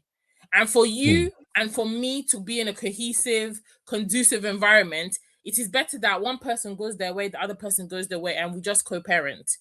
Because I know the type of personality. It's not something that it will just come off my mind because I said I forgive you, right? So why am I going to put myself through that? That aside, I feel like when a guy starts saying, oh, you should help me. So when you went to cheat, did you ask the woman to help you? When you climbed on top of the woman, did you ask your wife, your girlfriend, your partner to help you with that decision? All those decisions, you were making them independently, coherently. You did not need any input from anybody. Now that you've fallen, now you suddenly remember that your wife, your partner, your girlfriend should be the one to help you. For what? It's just giving manipulation. It's giving control. It's just giving, you're trying to offload something that you should be working on as an individual. Offloading it onto somebody else shows me that you're not really truly sorry, one, and you're not really truly willing to actually start to do the work, because ultimately a cheater is a cheater because of something within you, not your partner. Very rarely is it because of a partner. In certain circumstances where a lot of couples maybe think, oh, okay, let me work it out with my husband. Those times maybe there might be something in the relationship, maybe emotionally the woman is not available, even the man is not available, and the person as well can see that, you know what, if I hadn't have been like this and maybe given them more attention, or there were things that I was doing in the relationship, I wasn't pouring into my partner, then it opened the gap for that person to go and seek comfort somewhere. It's not an excuse, right? But it's a reason. If I, as the partner, know that I also had a hand in not being emotionally available, and that led my partner to now be in a situation where he went to seek comfort somewhere else, yeah, I would be willing to make it work. I'll be willing to do something because I also see the part that I played. But this one's where you've gone and you've done your own thing. You're carrying women up and down. Did you consult me? So why do you want my input now that I don't want to be with you, and you want me to now help you to go and make it work? It doesn't work. Because Daniel is talking about making the marriage work after cheating. It doesn't work. It's just something that you use as a noose on somebody's neck. We've seen in the Bible, it says from the moment that your bed is defiled, that marriage is technically done. It's your choice if you want to opt in, opt out. Biblically, there's no reason that you should even be there. It's just us now and all this patriarchy and all this societal crap that they put on people. Oh, you must stay to make your marriage work. Why? The person they've already cancelled their vows that they've forsaken all others, cancelled. Sleeping with somebody else, cancelled. The promises that you made to each other, cancelled. But now you want me to now remember our vows, that you're so invested in our vows. Bro, you were not invested in our vows when you decided to go and cheat. And like Abby said, there are levels. If a guy went and cheated, like, I don't know, maybe I don't even know, to be honest, because these type of cheating, it just irritates me. Because I feel like there's a lot of planning that you have to do. There's a lot of lying. There's a lot of manipulation. And all of that is not a person that I can trust moving forward. That's why, for me, that relationship would not be able to work. I don't trust you. I don't feel safe with you. That's really what is broken. It's not even really about the cheating. It's more so about the kind of way that you hold your husband. Maybe your husband is somebody that's held, you hold the guy in high regard. You'll be saying, my husband cannot cheat. Oh, my husband is this, my husband. And then you find out that this man has been going all over.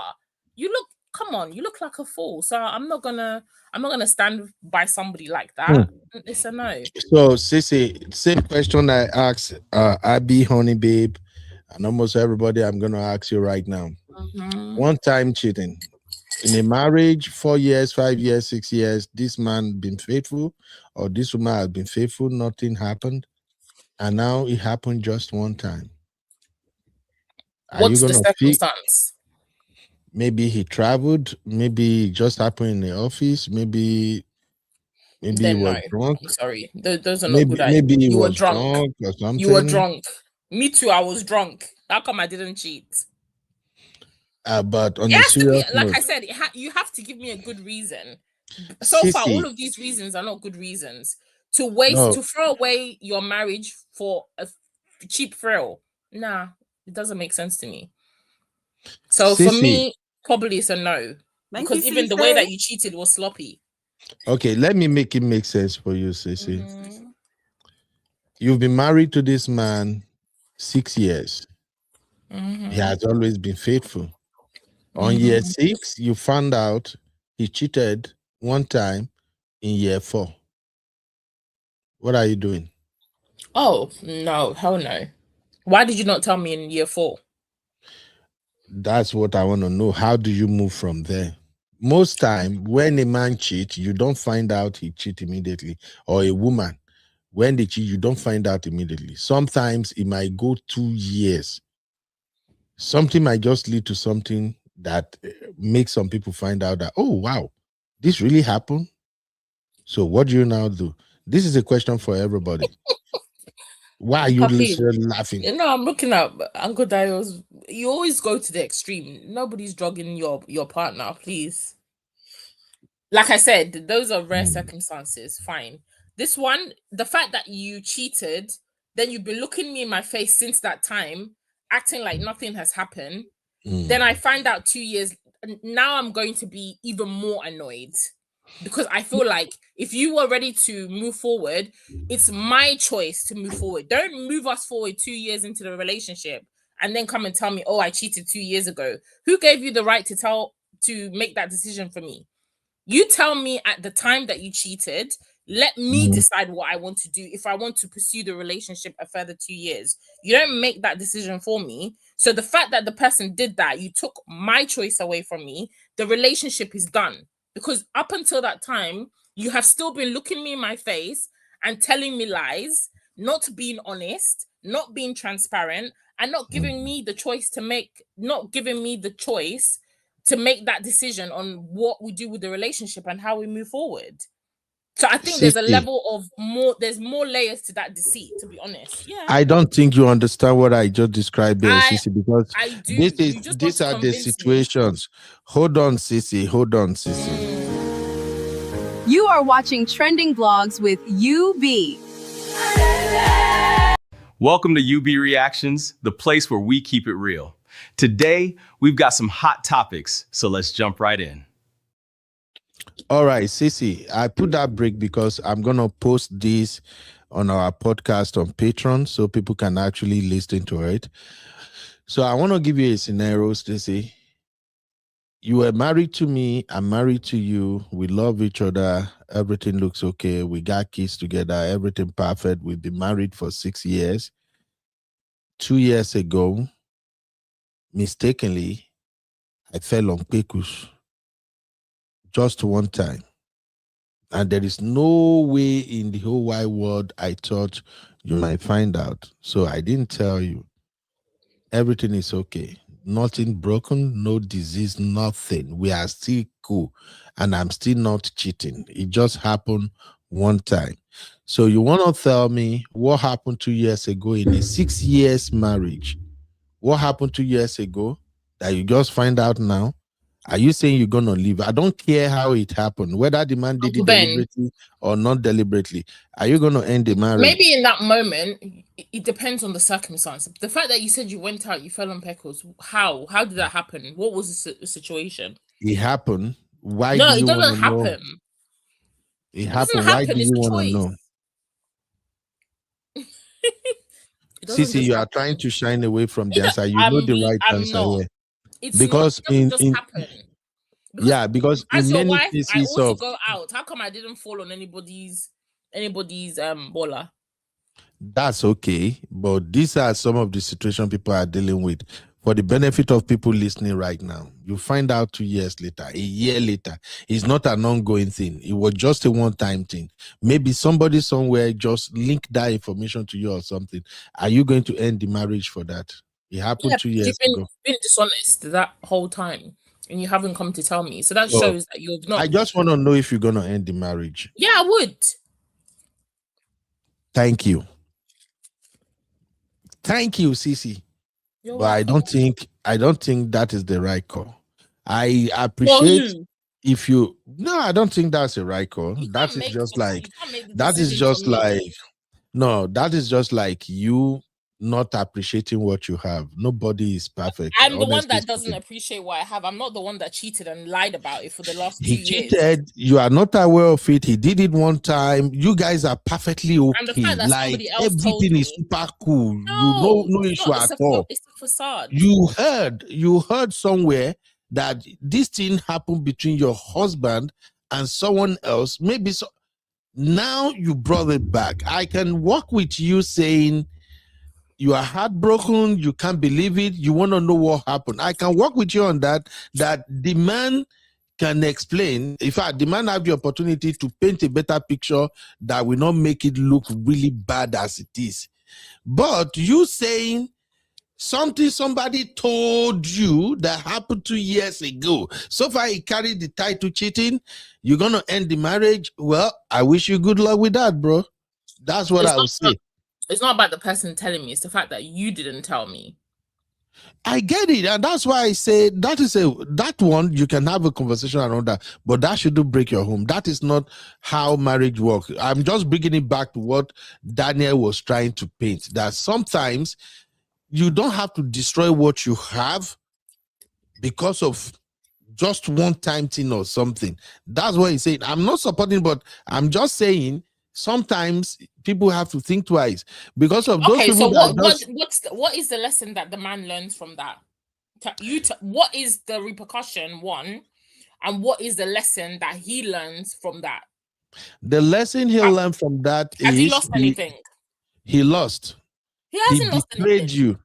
He lost. Huh? He betrays you. He betrays you. And he's living with that guilt. Every time he's looking into your eyes from that 2 years ago, he knew what he did and he's living with the guilt. That's one thing you should know. I'm not kind of like maybe trying to make case for men cheating men or so, but I'm just saying there are some cases that doesn't warrant you destroying what you have. I understand if you want to talk about it just to clear your mind or something, maybe be mad about it for maybe 1, 2, 3 months, it's okay. But if you really have this beautiful thing going on, fantastic house, great career, lovely children, everybody see you and your husband and they know that, oh wow, this is what I wanted. Now you found out this man made this mistake 2 years ago. And you say, you did it, I'm leaving. That means, well, everybody to his own. But thank you, Sisi, for engaging in that conversation. Now, Welcome. go ahead to celebrate our sister Arike. I want to just have Abby take on this because it's like Abby was a little bit busy. Abby, what's your take? And then let's celebrate Arike. On What what's are your that? thoughts on this thing? Like the situation we're discussing about, what I just the example I just give with Sisi right now. You I already find out answered all this question, Uncle yes, Ben. Eric, you find out the man fucked up 2 years ago.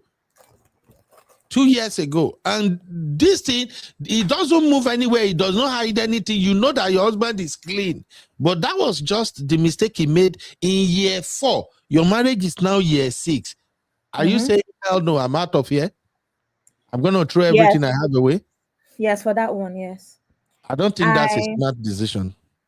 Okay, no problem now. But go ahead, I'm listening. That's why it's another person's marriage and not your own marriage. Exactly. You be trying to force us to accept that case. And he doesn't understand that everybody has a choice. I'm telling you, no.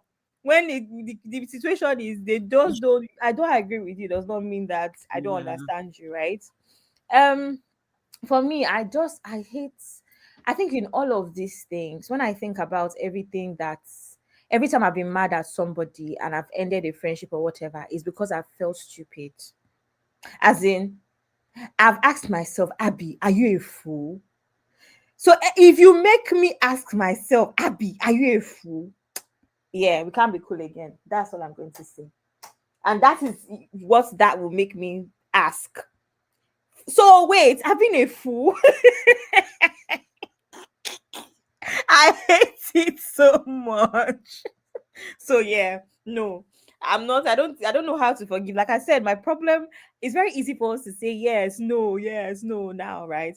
But every time I think about the forgiveness side of things, I just always wonder if I can do it peacefully. Like, and I have experience with this. I could not do it peacefully. Every time I would always take a jab at you. I don't think I can do it. And that's why I'm saying that I'm not here to advise anybody. Some women can do it and they'll live in peace. Me, I don't think you have house to be peaceful. Oh. That's all me I'm saying. So it's not everybody that can forgive and move on in the marriage. All right. Abby and everybody, let me just say this. We will come back after our celebration, but let me just say this. This advice is for men, not for women, because these days, Frank has made all our sisters now, they know they send, they just want to fight me, but this is my advice to all men. If right now you and your wife are in a better place, marriage is cool, you are not cheating on her, she's not cheating on you, everything is fine, you are having a time of your life, and the mistake you made 2 years ago, 3 years ago, during the marriage, maybe you cheated one time. If he ever comes out, don't ever confess to it. So far, you know nothing else is going on. That it was just a one-time thing that happened. Wrong advice. You know the funny thing, you need to understand that. Are you a man? Yeah, but someone else is. You know how I found out that my ex was cheating? My friend told me. So even if you don't tell me, someone's gonna tell you.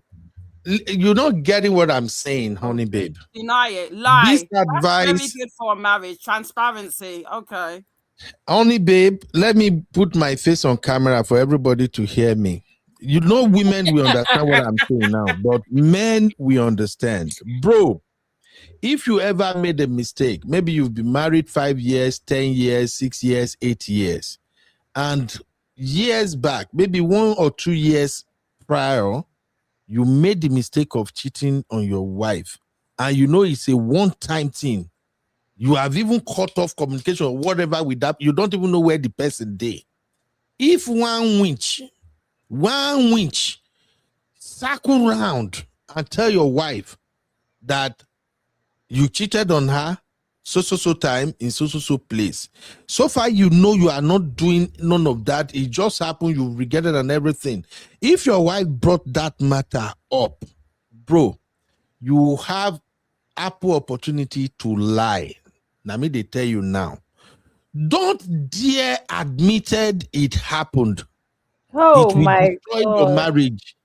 We're supposed to be educating people. I am educating people. But this because is wrong advice. This is wrong advice. No, I know you guys will not understand it. Lie. People, Honey, babe, I can't believe you're saying this advice is for This is men, wrong. not Yes, women. Yeah, but we're the recipients. So you're telling men to lie about cheating, even though If someone will it come happens, listen to Wow. me. Oh, You actually want if to it destroy, you happens- actually want to destroy these same men marriage because they will listen to you, and then the repercussions will happen. You're basically destroying people's marriage. honey, babe, those that understand what I'm saying, they know what I'm saying. You are not men, you won't get it. Nigerian men. Oh my God. Yes, Let me mute. you are not men, you won't get it. Oh God. I said, if it happens once in the past 2 years, 3 years ago, you already regretted it. The best way it happened, you know, even they see him again. You don't get it, no bad, nothing. You are faithful to your wife. Things are okay. Your home is fine. If anybody venture say to your wife, say, your husband cheated, when she comes, don't ever admit it to listen. You know why? Your wife just hear me. It's not something you are doing. It's an error. Keep your home safe. That is why you are the leader. There are some things you take to your grave. I'm scared. If you are listening, you won't get it. That's why I'm addressing it to men. What about the STD? You're not giving the wife. Supposing the husband transferred an STD. Nothing transferred 2-3 years ago. Nothing transferred. How do you know? No. If we want to make marriage work, we need to hear this kind of really tough conversation. It's not dangerous. You just don't get it. Okay, honestly, honey the babe. truth always comes out. The Honey truth babe. will always come out.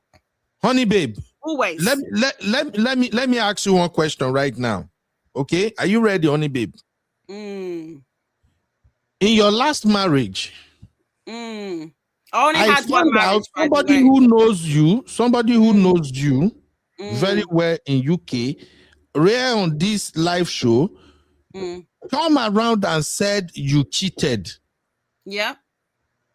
Is it true? No, because I've just told you I hold myself to a high standard. How do we know you hold yourself accountable? They say you did it.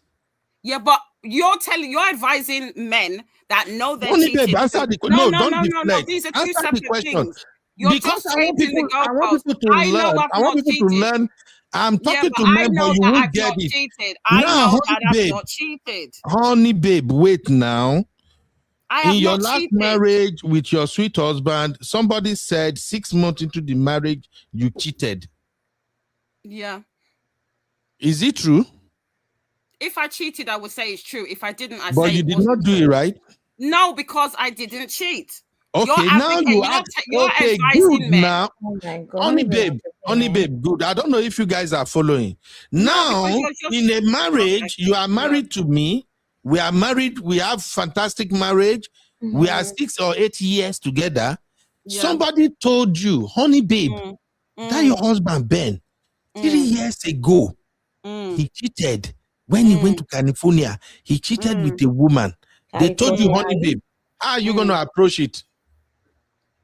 As in what? No, somebody just told you we're married. We have a great home, great family.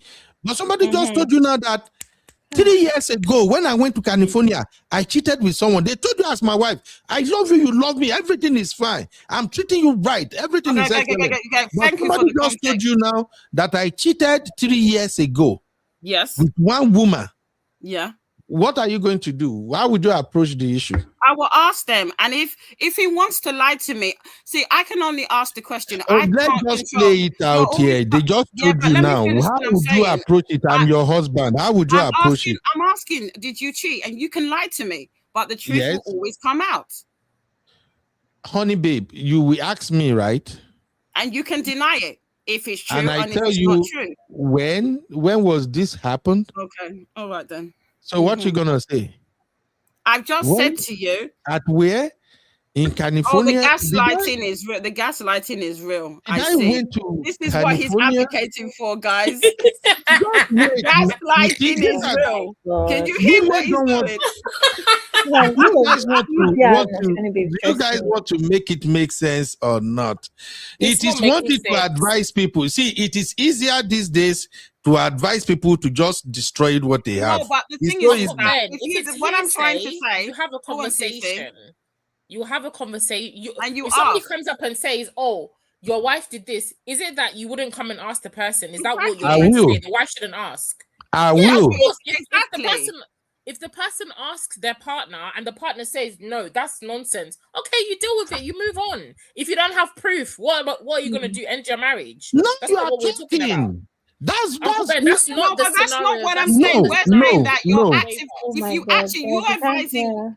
Sorry, you're advising guys that never in your life, if someone says you cheated, to admit That it. is not what I say. Don't That's what you no, said. honey babe. You said Honey that babe, in year 6, in year 4, you cheat and you've been married for 6 years, and someone mentions it. Guys, I'm talking to the men now. Guys, I'm talking to the men now. That's what you said. Do not admit it. That's what you said.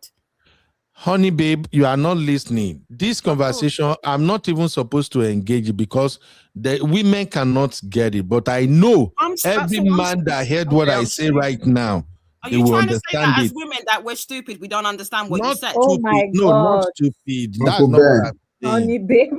No, I'm sorry. Okay, honey babe, Uncle Dayo. Honey babe, if something is beautiful, should it be destroyed? Trust is And all very the ladies important. listening now, No, for if me, something trust is is. beautiful, I excellent, understand, but beautiful, if life it's is built, amazing, should it be destroyed? if it's built on deception, then it's not. It's not the beautiful. foundation has gone. Where is the deception? Because you're advising men to lie about cheating in year 3 when I the will marriage say is it 6 again. years. I'm not saying cheating yet. I'm telling men right now, if What are you you telling them? love your wife, you have a fantastic marriage, you are a provider, you treat your wife right, your wife treats you right, you have an amazing life together, your children are growing, everything is beautiful.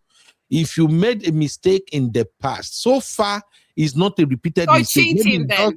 It's just one time thing that happened. Cheating. If your wife ever heard about it, somebody just tell her, Buki, one man near Okoye, they say your husband, that time when you go Nigeria, they say you sleep with one girl. It be like say your husband cheat on you 3 years ago. 3 years ago. And you have an amazing home now. As a woman, yes, you will ask your husband, but I'm telling my own brotherhood, if it happens and it's not something that is ongoing and you have regretted it, you have moved on, you have rebuilt, you have a fantastic home. Deny it. If your wife asks you, deny it. Don't ever be stupid enough. Exactly, guys. This is recorded. Exactly what I said. Wait, make I finish now. Don't be stupid enough to say, yes, baby, 3 years ago. Uncle Ben, Uncle Ben. I don't do like this. You are a fumo, you are not a leader. Uncle Dayo. Let me make it easy. Let me make it easy for you, Uncle Ben. Let make it. It's like we just focus only on cheating. Cheating is not the only bad thing that could happen in a marriage that can make the marriage break or stay. Let's even shift our attention away from that for a moment, okay? For instance, now, have you ever been in a relationship that at some point, for once, your partner slapped you? For once. And since that time, he didn't do it again. He apologized and everything moves on. Will you say because he slapped you once, as a sign of DV, you are leaving that marriage? CC and Abby, do you want to answer that question? Because I don't think I can. Uncle Dayo, they haven't even born the man that will slap me even half of one. That's just the truth. They haven't. Because for you to raise your hand, what's the circumstance? I don't get it. One time is enough. Let me give you context. Let me give you context. Let me give you context now. Let me give you context. Fifi. There's no context. You know, hold on now. After my context, then you can still deny and you can still move on. I don't care, but at least let us give it context. Because the reason why I brought that scenario is that the two major leading things that can cause a breakup in marriage is DV or cheating, right? But I will tell you one more that is even much more dangerous. Are you getting me? I will tell you one more that is even much more dangerous. Yeah. Do you know that lies, to tell a lie, is more dangerous than cheating and DV in a marriage? Ask me how. Yeah, because you have to keep on lying to cover the lie. Thank you. Yeah, but the pappy, no, wait. Wait. Lying. When you DV someone, are you not arrested? Can you be arrested for lying? I'm just weighing up the two. Even though it depends on the lie that you lie. Let me give an instance. Okay. Let me give you an instance. Depends on the lie that you lie. Okay. Okay. Let me just make it real. There is this particular friend of mine. Okay. You know, this one happened. I was aware of it before the marriage. Are you hearing me? Before the marriage, when they were in courtship, the lady got to know that the guy, you know, they were just talking, and it's like, if a young man wants to get married, they met in the church. They want to get married, and he will never. He said he can never marry somebody that has been with a man, or maybe somebody that is a single mother, or maybe that's somebody that has a child. But unfortunately, this girl that he was courting then, she has had a child at a very, very young age, maybe when she was 16 or so. But because she was so young, the mother took the child to the village, fend for it. In fact, the child does not even know how to be a mother. The child was calling her auntie. So she met this guy when she was in her early 20s, and then she doesn't have any reason to even bother about the child, to maybe she should tell him or something like that. And when you now heard that this guy said he can never marry somebody that had given birth before, and she wanted to marry this man, she didn't tell him anything. They continued until they got married. In fact, I don't want to go too deep because I don't know who may be hearing. This person was a close friend of mine. When he was the president, I was like the vice to him at that time. They got married and everything was going on. I think they had their first child, and I think she was pregnant with the second one. The first child was around about 4 to 5 years old. Then she was pregnant with the second one when the guy now got to know that she has had a child before. Hey. Now, this is a marriage that was conducted. This is a Christian marriage now. Let me be sincere with you. Do you know that now, to the guy, that was a deal breaker. But eventually, as I'm talking to you, they are still together till today. This thing happened about 15 years ago. But as I'm talking to you, they are still together today. Now, why are they still together is that the guy looked at it. Yes, she lied to me. And my stand is that I can never marry somebody that has already had a child, but I already married her. Now she has my own child. The second one is in her belly. I have every right to break off that marriage at that point in time. But at what cost? Put my young son in jeopardy of being a single mother, or this my unborn child to pass through this rigor.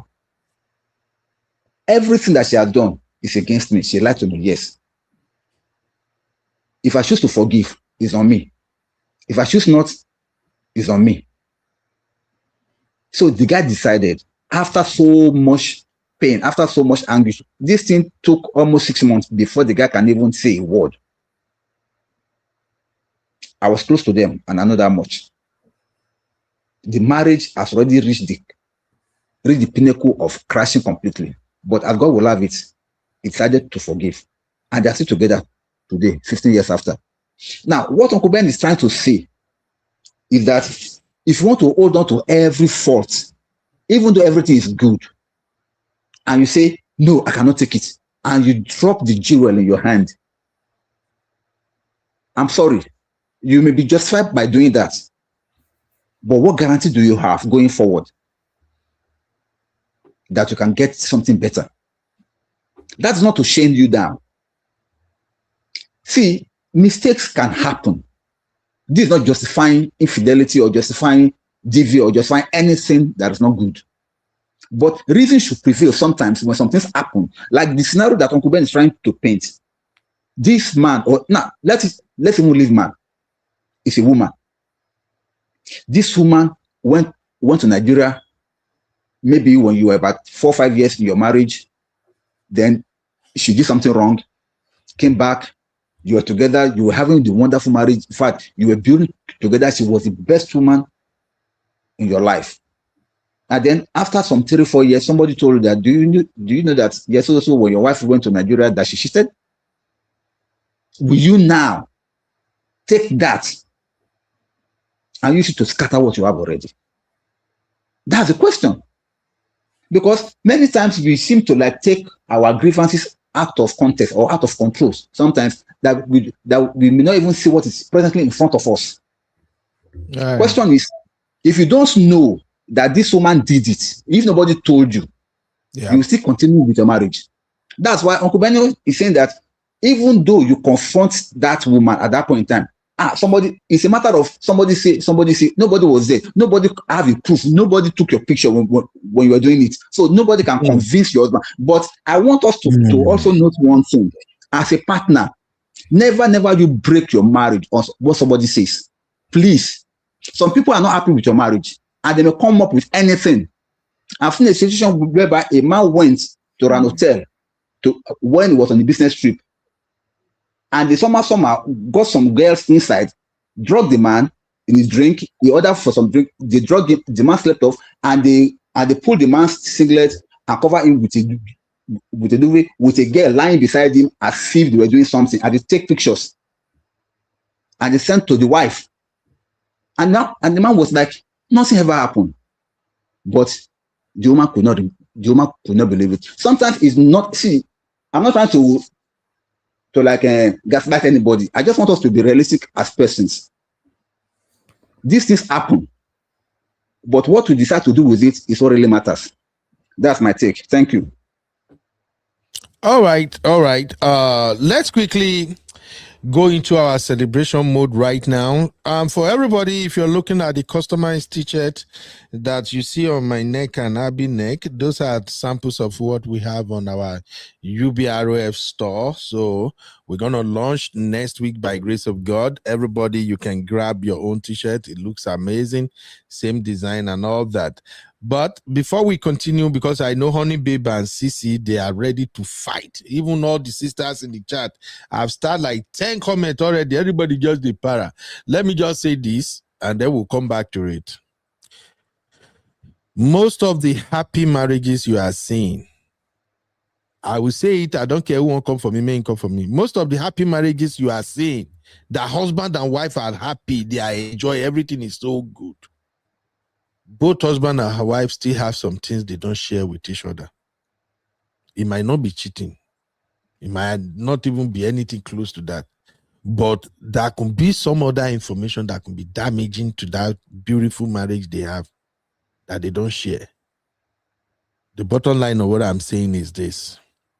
If the problem is not ongoing now, it's not something that is coming back to hurt either of you, it's something that has been in the past, sometimes you let the past stay in the past. That is called wisdom. But wisdom and understanding. So help us God. We'll come back to that briefly. You are watching Trending Vlogs with UB.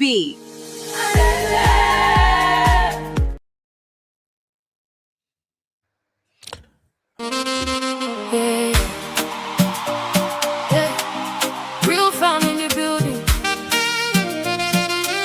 This one is for Arikemi. Arikemi, oh. Happy birthday to you. Oh baby. When she walks in, the room lights up. Everybody smiling, joy, no they stop. She's cute like that. All right. She's sexy just like that. Arikemi. All right, ladies and gentlemen. For those who don't know, we are celebrating our beautiful sister, Arikemi. You know Arikemi now one of my lovely troublemaker here on this platform. And she's one of the gifts that I received from, I think it's from Auntie Aduni's channel that I get to know Arike. I've seen her comment on either Auntie AA or Mom of Five. And then one day I saw her here, and ever since she showed up here, she has been one of the sweet sisters in our community. Arike is a beautiful lady. I think Arike and Abby, they are almost the same height. That you know that have you met us before? Oh, Abby, you forgot I'm a photographer. Yeah, photographer. Yes, the first time I saw my Instagram, I said, Abby, are you that short? Abby, are you that short on the event? Don't stress me. So, ladies and gentlemen, we are celebrating Arike. For me, my spirit warm up to people whose spirit warm up to me from the very day Arike comes here, she has been so sweet. If Arike is in the chat, you can tell she's there. Now, so she go the throw bars goes in the backstage. She's just like that. She's so sweet, a sweet lady. She's in the UK. For those who are looking, Arike is not. Arike is not single, right? And she's married with children. What? You know why I'm saying it? I guess these men that say they are looking for wife, even though they be weary. So when I saw Arike picture and none of that, and for the first time I know she's so beautiful. So I'm just thinking now that we are celebrating her, some people might say, I want to say, you be, make I get her number now. So please, she's happily married. She's a mom. And she's just as cute as you can see. Arike, I like you, my sister. I like your energy. I like your spirit. I like how you just show up on the Real Farm and you make it a home. I like how you blend with everybody. Continue being you. We're going to celebrate 100 many years in life. You will reap whatever you sow in Jesus' name. And I'm saying that in positive times. Every investment, every labor, everything you have worked for, you will reap them multiple folds in Jesus' name. Continue to be you. Now I'm going to yield to Abby and the rest of Real Farm to celebrate you. Please help me drop happy birthday message for Arike. At least I will screenshot it and send it to her. Abby, over to you, Mama. Happy birthday, Sister Arikemi. Thank you for all you do. Well, I've known her for a long time. I think I'm the one that knows her most. Known her from Mom of Five for quite a long time. And then I think actually one of the first times she came here, she actually came here to support me on Recap Central. So yeah, thank you so much, sis, for all that you do. Thank you for your support, for your love. Thank you for always checking in. Thank you for always being available. I love you and I don't take you for granted. We're glad to have you here as part of Real Fam. Thank you, thank you, thank you, thank you, thank you. Love you. All right. Uncle Dio. Uncle Dio. Uncle Dio is not in the building, no. I'm in the building, Uncle Ben. I'm just talking something on the platform. Spiritual ginger. Honestly speaking, Arikemi is a wonderful sister. Ever since she came on board, I was like, initially I thought she's a Gen Z like Abby, because all her vibes and all her givings were just like that of Gen Z. I was like, who is this? In fact, if you are going to have a double Gen Z like Abby on the platform, it's not going to be fun now. So, but as time goes on, no, Abby, you are one complete Gen Z that we need. We don't need two of you. It will be too much. It's like if you put too much condiment into the soup, it becomes too sweet. So you are sweet enough for us. So Nigerian men, look at how I changed. See, I changed direction. No. Honestly, that's the truth. So I like your vibes, Arikemi. I like the way you analyze issues. I like the way you bring your points, and I like the way you consider others too. Because sometimes when you are following a narrative and you realize that no, and you get more light on the narrative, and this thing that I'm following is not really true. No ambiguity, you will change and follow the proper one. And I like the way you bring peace also. Your words are soothing. And the very first that I wanted to piss me off when you joined us was that when you joined us and then the sisters were saying that join the sister, you said your sister for life. I was like, this one, come back to brother with my friend. But it's all a good vibes. And I use this opportunity to pray for you. I call you earlier on in the day, but this time around, I want to pray for you. I say, the Lord shall remember you for good. Amen. In the name of the Lord Jesus. Amen. This new year of your life shall be for testimonies upon testimonies. This new year of your life shall be for progress, promotion, success, breakthrough, protection, divine health. in the mighty name of the Lord Jesus Christ. Amen. Your life has only one direction, and that is to be getting better and better every single day in the name of the Lord Jesus Christ. I prophesy to you every single second, every single minute, every single hour, every single day, every single week, every single month of this your new year shall be for blessings upon blessings in the name of the Lord Jesus Christ. So shall it be. Enjoy your birthday. By this time next year, your man shall be filled with testimonies upon testimonies. In Jesus' mighty name. Amen. Amen. Amen. Amen. Amen. Oh Lord. Thank you, Jesus. Stacey. No, honey babe first. Let me hear honey babe prayer. Honey babe. Really? Hello. What'd you say? Honey babe, let's hear it. Arikemi, just wanted to appreciate you. I think I know you from Mama 5, and I've seen you a few times on other platforms, and I really liked her passion. I actually thought she was a Gen Z as well, but yeah, was pleasantly surprised. It goes to show that us old fogies, we still have passion in us all, just to let you know. I just wanted to appreciate you and just thank God for your life and wish you a happy birthday. Yeah, are you 21 today? Okay.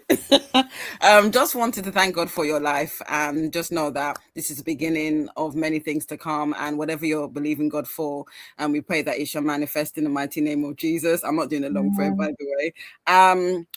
We just thank God for your life and just thank you for your family, that you God will keep them safe and you have a blessed day. And this weekend, I pray that you continue to enjoy your birthday. You still have Saturday and Sunday, so enjoy. So please celebrate your birthday into the weekend, and just want to appreciate you for we always exchange and we always greet each other. I just want to thank you for being the lovely person that you are. Have a blessed day and God bless. Honey babe, you did not start the prayer the way you started the other day. You know? Sorry. Eh? What did you say?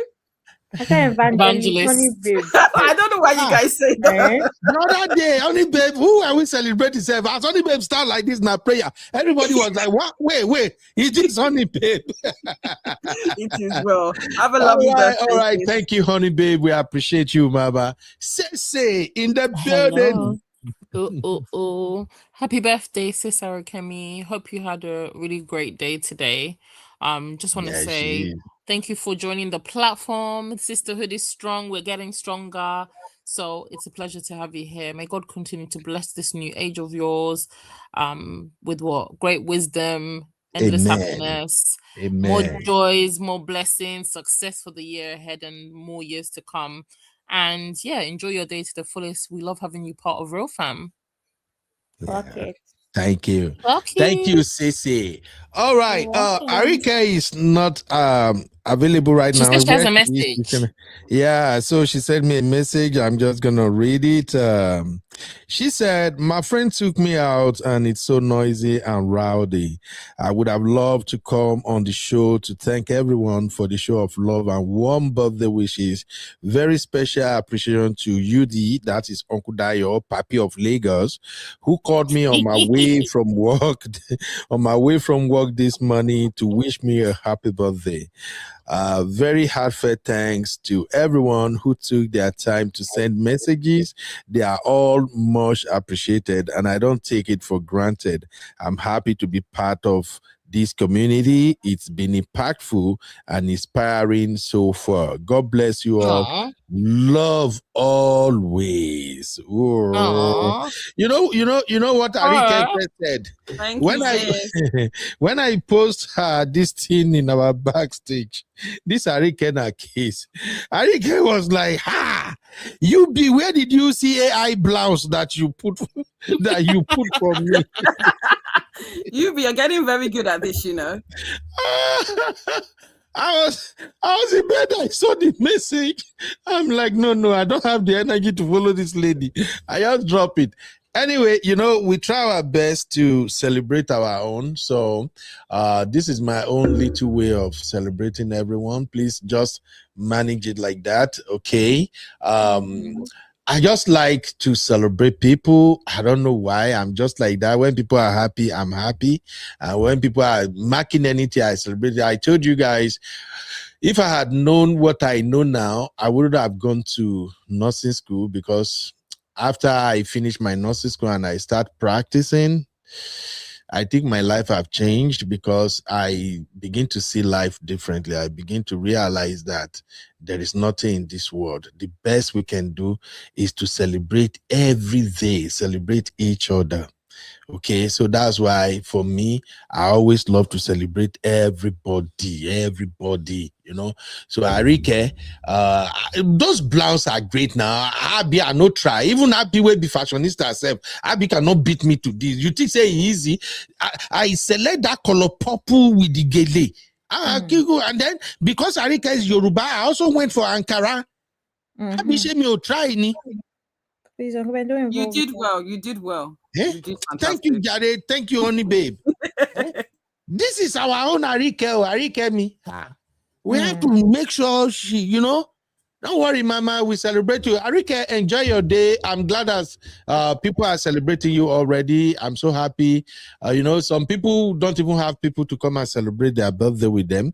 And that is why over here, we decided we are going to celebrate everybody. It doesn't matter. It no cost us anything. So we go bedu.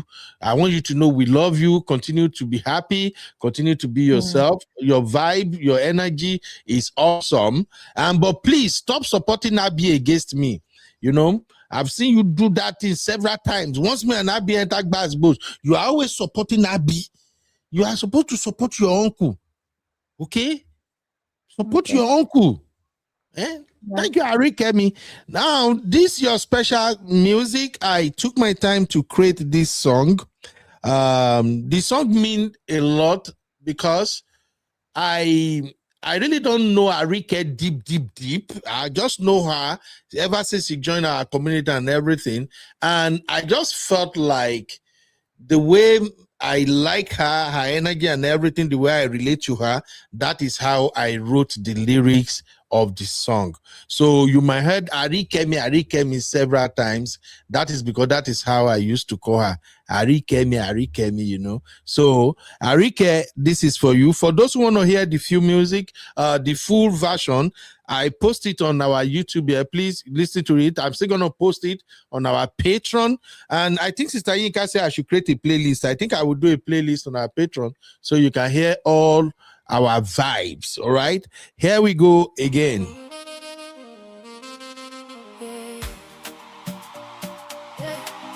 Real fam in the building. This one is for Arikemi. Yes, Arikemi, oh. Happy birthday to you. Oh baby. When she walks in, the room lights up. Everybody smiling, joy, no they stop. She's cute like that. She's sexy just like that. Arikemi, you carry grace like that. She's a star with no negative vibe. Pure energy, she they shine so bright. When she comes around, happiness flows. Arikemi, oh, everybody knows. Today now your day, make we celebrate. Dance to the rhythm, no time to wait. Saxophone blowing, piano they play. Real fam gather just to say Arike, baby, it's your birthday, let's rejoice. Arikemi, many happy returns. Oh baby, happy birthday to you. Arike, baby, it's your birthday, let's rejoice. What happened, Abby? Are you surprised? The ad leaves or you're adding. You know, good. Honestly. Arikemi, oh baby. Arikemi. I beg go, Arike husband. We now you are our sister, you marry. May you not hear the music. Can't say who wrote this music for you? Please, my brother. This is our gift from Real Fam to Arike. Anyway, thank you everybody for celebrating my sister. Thank you all in the chat, all the birthday messages. I believe Arike will see everything herself and then she can reply to everybody. All right, let's go back to the second part of our show. You are watching Trending Vlogs with UB. Welcome to UB Reactions, the place where we keep it real. Today, we've got some hot topics, so let's jump right in. All right. topics. Abby, Yes, are you okay. aware of this story on Odogun Kiwi? I think Is that the one that they Yinka were talking and about on the Biba- backstage? Yeah, that's the one. No. I listened to just about, can I say, 15 minutes of Abby, this you have particular. message in the chat. Oh, where? Oh, yeah. Uncle You want to Bell. make the announcement now, real quick? There's Sunday school on Sunday. This announcement sounds like harassment. Uncle Patrick, why? Oh Uncle wow. Patrick, why? Well done, Uncle Patrick. Everybody, we have Sunday school on Sunday. Oh, it's been how many weeks since no Sunday school? Uncle Is it Patrick, you don't have compulsory to to attend? Sorry? Is it compulsory? Is it part of my school curriculum to attend? Yes, it's compulsory. Compulsory. So that all of us will continue real farm in heaven. You want us to end real farm on earth? It's compulsory. Come to Sunday school on Sunday. Thank you very much. All right. Ladies and gentlemen, we have Sunday school on Sunday, and I show you guys on our Patreon, we actually have a dedicated page for Sunday school and Bible study. I'm going to reach out to Uncle Patrick, Uncle Dio, and Sister Sue. Me, in particular, I'm interested in the daily Bible study. So anybody who want to find their path, their way back to God, they want to improve their knowledge of the Word of God, please join us. After we talk, we will know how that we actually work. I just want people to always remember that God first in everything. So thank you, Uncle Patrick. We're going to have Sunday school this coming Sunday, 2 days away. Be part of it. Now, let's go to what really is the issue here. It's recap central. I be in the building, giving us the juice and the gist. Bring the gen vibes on the rock. Recall central. All right. So this lady has story here, Sissy and Honey Babe. Do you guys have what it takes to listen to her story? Because I know one make una Somebody say it's 4 hours long. Eh? Uncle Ben, did you say it was 4 hours long? It's 4 hours. What I did is I just want to listen to each segment of your story long. So the one I'm paying attention to right now is what the mother-in-law did. I will just play the video for maybe 5 minutes or 4 minutes, and then I will tell you the rest of what happened. This is just the part of the mother-in-law. There is still so many other parts to her story. I saw when Tayinka said by 19 minutes, she already lost it. And I think even Biba, you know one thing about Biba, Sister Biba usually don't complain about things. But this one, Sister Biba was like, by 20 minutes, she was already irritated. But when I listened to her story, I felt for her. A lot of women are dealing with this BS with their mother-in-laws, and the part I can't wrap my head around is where she said that her mother-in-law, she will come into their room when she and her husband are in bed, and then the mother-in-law will lie on that bed with them. I don't know, but please take a listen. 12, and that was the very day I moved to the house, to the new house that we built. And during my pregnancy, for 6 months I was vomiting blood. I was like a patient with I don't want to use the word. And there is no hospital I did not visit. They will tell me the baby is fine and you are fine. There's nothing wrong with you. I was vomiting blood. My mother-in-law started telling people. He refused to accept me. He started telling people that I'm Banje, that is the thing that is disturbing me. That he told him the son not to get married to me, that the son insisted. Then he called me and said, if you will stay in this marriage, if I tell you to sit, you sit. If I tell you to stand, you stand. He sent another woman called Simple Lady in Auchi, because I will be calling people's names. Called Simple Lady to speak with me. Simple Lady invited me to her house. I went, and Simple Lady told me, your mother-in-law sent me a message to you. She said, if you will stay in this marriage, if he tell you to stand, you stand. If she tell you to sit, you sit. I said, okay. my mind was, if they see the kind of person that I am, this whole thing will work. I am already in and I was already pregnant. So immediately, and the baby things, I was supposed to go get my baby things. My husband gave my mother-in-law money to buy baby things for me. So she took me to the place where they are selling the baby things, and I already know the sex of the baby. So she said she was just picking random stuff. So if I want to pick maybe blue color or something that she will hit my hand and said, that the woman that owns the biggest baby shop in Auchi, her name is Mama Chika. She can testify to what I'm saying. So she will hit my hand and said, now you go choose. I don't tell you, no be you go choose. So she didn't give me that opportunity. So I accepted everything. After all, they gave her money. I accepted everything. And I enrolled antenatal in a private hospital. But when I wanted to give birth, my mother-in-law told my husband that I must not give birth in private hospital, that she gave birth in general hospital. So for that, I must give birth in general hospital. Wow. She took me to general hospital where I did not register. That I have to register a day to. That was where I gave birth to my first child. She was there sitting. She was finding me like this. My water broke. I was there. No, nothing. They started preparing for operation. Then the matron that was there before, her shift finished and another matron just came. As soon as that one came, he said, who is this woman that is sitting down with you and finding you? I said, it's my mother-in-law. He said, madam, please get out, go outside. She said she's not going anywhere. That one said, I'm the matron. Yeah, you have to go out. As soon as she went out, my baby came out. Imagine being able to build an app with your name on it, just by thinking about it. Meet Base 44, a complete AI creation platform.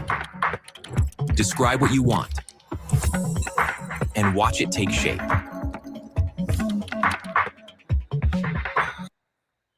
That was how I gave birth to my first child. After giving birth to that first child, I could not work for how many.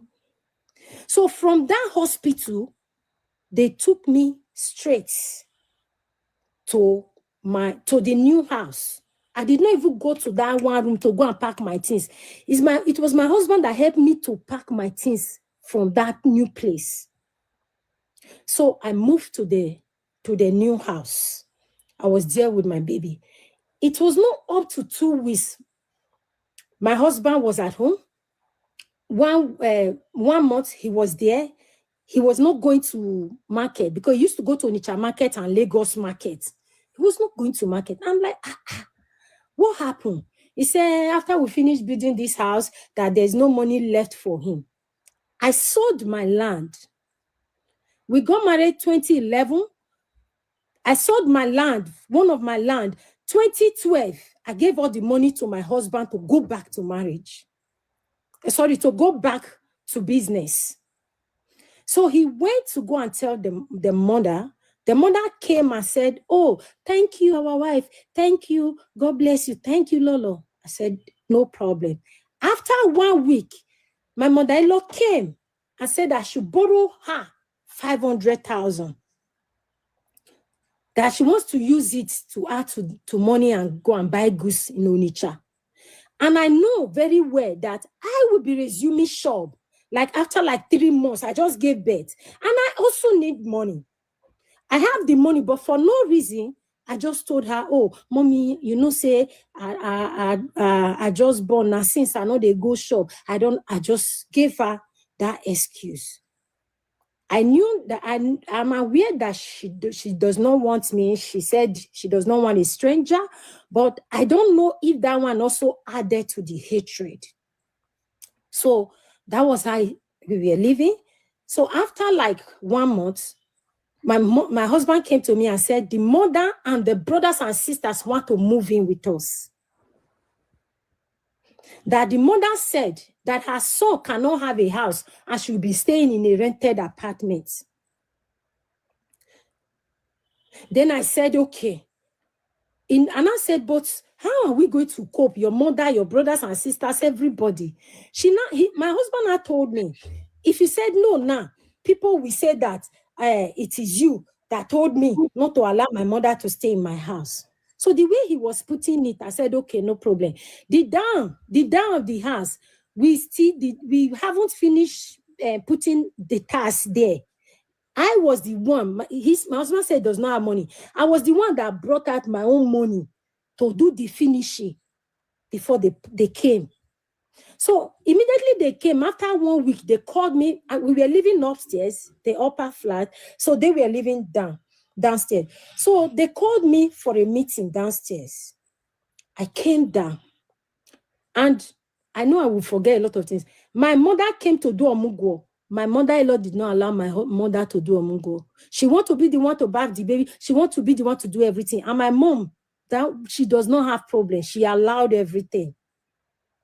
But when my mother wanted to go back after the omugo, my mother-in-law told my husband that the same thing you are going to buy for her mother, that is the same thing you will still buy for me because I also did omugo. And that was exactly what my husband did. There is nothing I did not do for this woman. I will buy Hollandis. I am the one that normally remember her birthday. I will do cake. I will cut her hair because I'm a hairstylist too. I will cut her hair. I will dye her hair. What I buy for that woman, I don't buy it for my mom because I feel like, oh, she have a lot of children in abroad that bring things for her. I was doing all of that, thinking that, oh, when they know the kind of person that I am, everything will be fine. In presence of my mother-in-law, my sister-in-law, we bring those things out and we'll be saying the way I'm destroying those things, this is how the life of the person that brought those things will destroy. And she will not say anything. And I kept doing it for her. So they called me for a meeting and they said that we'll be cooking differently. Like we are not going to be cooking together.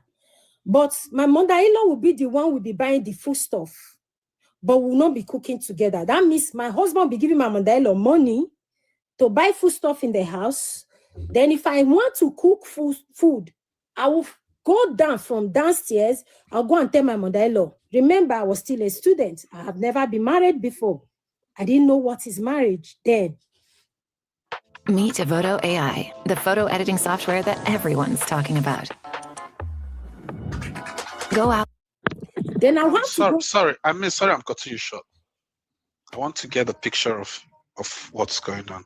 How old were you then? I was 25. How old was he? He was 39. Okay, I get it. Go on. So I will have to go downstairs to tell my mother-in-law that I want to cook rice, so they will not give me rice. And remember, I have my own money. I'm living where I'm richer than them, all of them. Then they will not give me money. They will not give me rice. I will not go and cook upstairs. I called my husband. I told him, I said, this is not right. And he would tell me, if you do anything now, they will say you are the one. Just please let it be. Then I said, okay. Then, oh my God. So that was how we were living. Then, before you know it, I will lie down with my husband. My mother-in-law will come and lie down, like at the center of the bed. She started doing it. A lot of people, I don't know, I would have told one of my husband's cousins to be in this life. Wait. Now Nollywood be this Sabina real life. Now real life, I'm telling my story. And I go use an art film self. And I go write them for book. And they tell you the story. Where you and your husband they sleep, your mother-in-law like Patience Ozoko. Come for me to lie down. All local government, where my husband comes from, they are aware of this thing I'm talking about. Because the woman summoned me before in the village. So, and we went there to judge everything. So they asked her before, and she was giving them excuses. So the village is aware of what I'm talking about. Some of my husband's cousins, they are aware of what I'm talking about. I will mention names. Go on. The Pope, the Bishop of Catholic Diocese in Auchi, I can't remember the name. He's aware of what I'm talking about. Yeah. So my mother-in-law will come and lie down in between us at the center. He did it the first day. I just felt like maybe, he did it again. Another day, he started doing it. So I could not hold it. So whenever she comes like that, I would just get up and leave. I would just get up and leave. So she was upset. I was telling my husband that, if people don't want me to come to this room, if I don't want to make I come this room, when I tell me, Betty come make and they come, she was just talking like that. And I would call my husband and tell my husband. And those brothers and sisters, they were living a big life. One was sponsoring somebody in school, his girlfriend in school. They were in the shop now, his school. The other one was schooling in Ghana. And his name is Bright.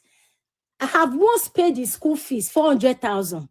My husband could not pay. I gave the money to my husband. If he can say the truth, because I remember my husband told him, I beg, manage money, or this one and my wife now he give me to send to you. If that my brother-in-law can come outside and say the truth. So we were just living like that. A lot were going on. So if I'm serving my food, my mother-in-law is serving her own food. My husband will eat my mother-in-law, the mother's home. He will not eat my own. And my mother-in-law will not bring the food by herself. There is this boy, Chubuzo. If Chubuzo can come online, he's no longer living with them. Chubuzo is in Abana. Chubuzo was just 10 years, about 10 years or 12 years. And Chubuzo will come to me secretly and say, this is what they are planning. Please. Based on what you're sharing, we are talking about an ex-husband now, right? Yes. Okay. But could they use ex-husband, because it like some people they're confused. Go on. Yeah. So we were just living like that in the house. She will not bring the food by herself. She will give it to one of those boys living with them. You know, Igbo people, when they have shop, they have people like boys who is helping them too. Yeah. So we have a lot of them in the house too. So they were staying with downstairs with my mother-in-law. So she will give the food to one of the boys to bring upstairs for my husband. My husband will eat the mother's own. He will not eat my uniqueness. So the thing was 2 months. So I gave him food on Monday, Tuesday, Wednesday, Thursday. He didn't eat it. So I left all the food there. I called my mother-in-law upstairs. I said, please, I want to talk to you. I said, this is the food I gave to my husband on Monday. He didn't eat it. This is the one I gave to him on Tuesday. He didn't eat it. This is the one I gave to him on Wednesday. He did not eat the food. I'm sorry. I said, I don't want to cry. I said, these are the food. Immediately I told her. She said, now you they cry. That time when my husband they alive, if I give her food, she not eat, I go chop the food. I called her because I was thinking maybe she would talk to my husband. All right. I'm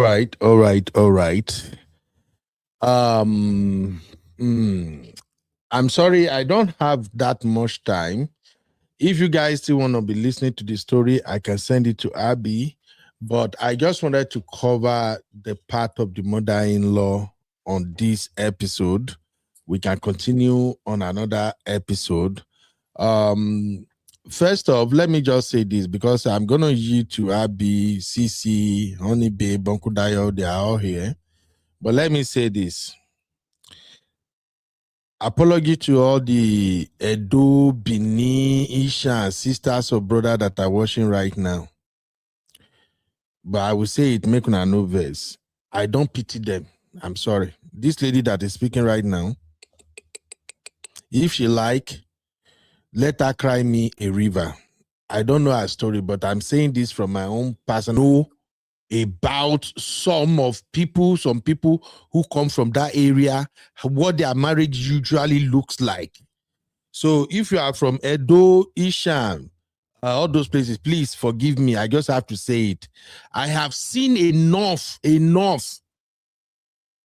of you women from Edo State being treated nasty and anyhow by your own same people, not outsiders. So not Yoruba marrying Edo, not Igbo marrying Edo.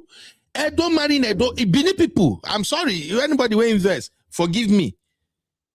This is not all of them. Oh, I also know a lot of amazing Edo Bini people that have fantastic marriage. Oh, but this story is common with now. If you pay Nuna, make Nuna go fix them. If you see a Edo woman, they cry this bullshit cry. Don't pay much attention to them. I'm sorry. The way I'm sounding right now, you should know that I have close encounter with a couple of them that have been in this shit.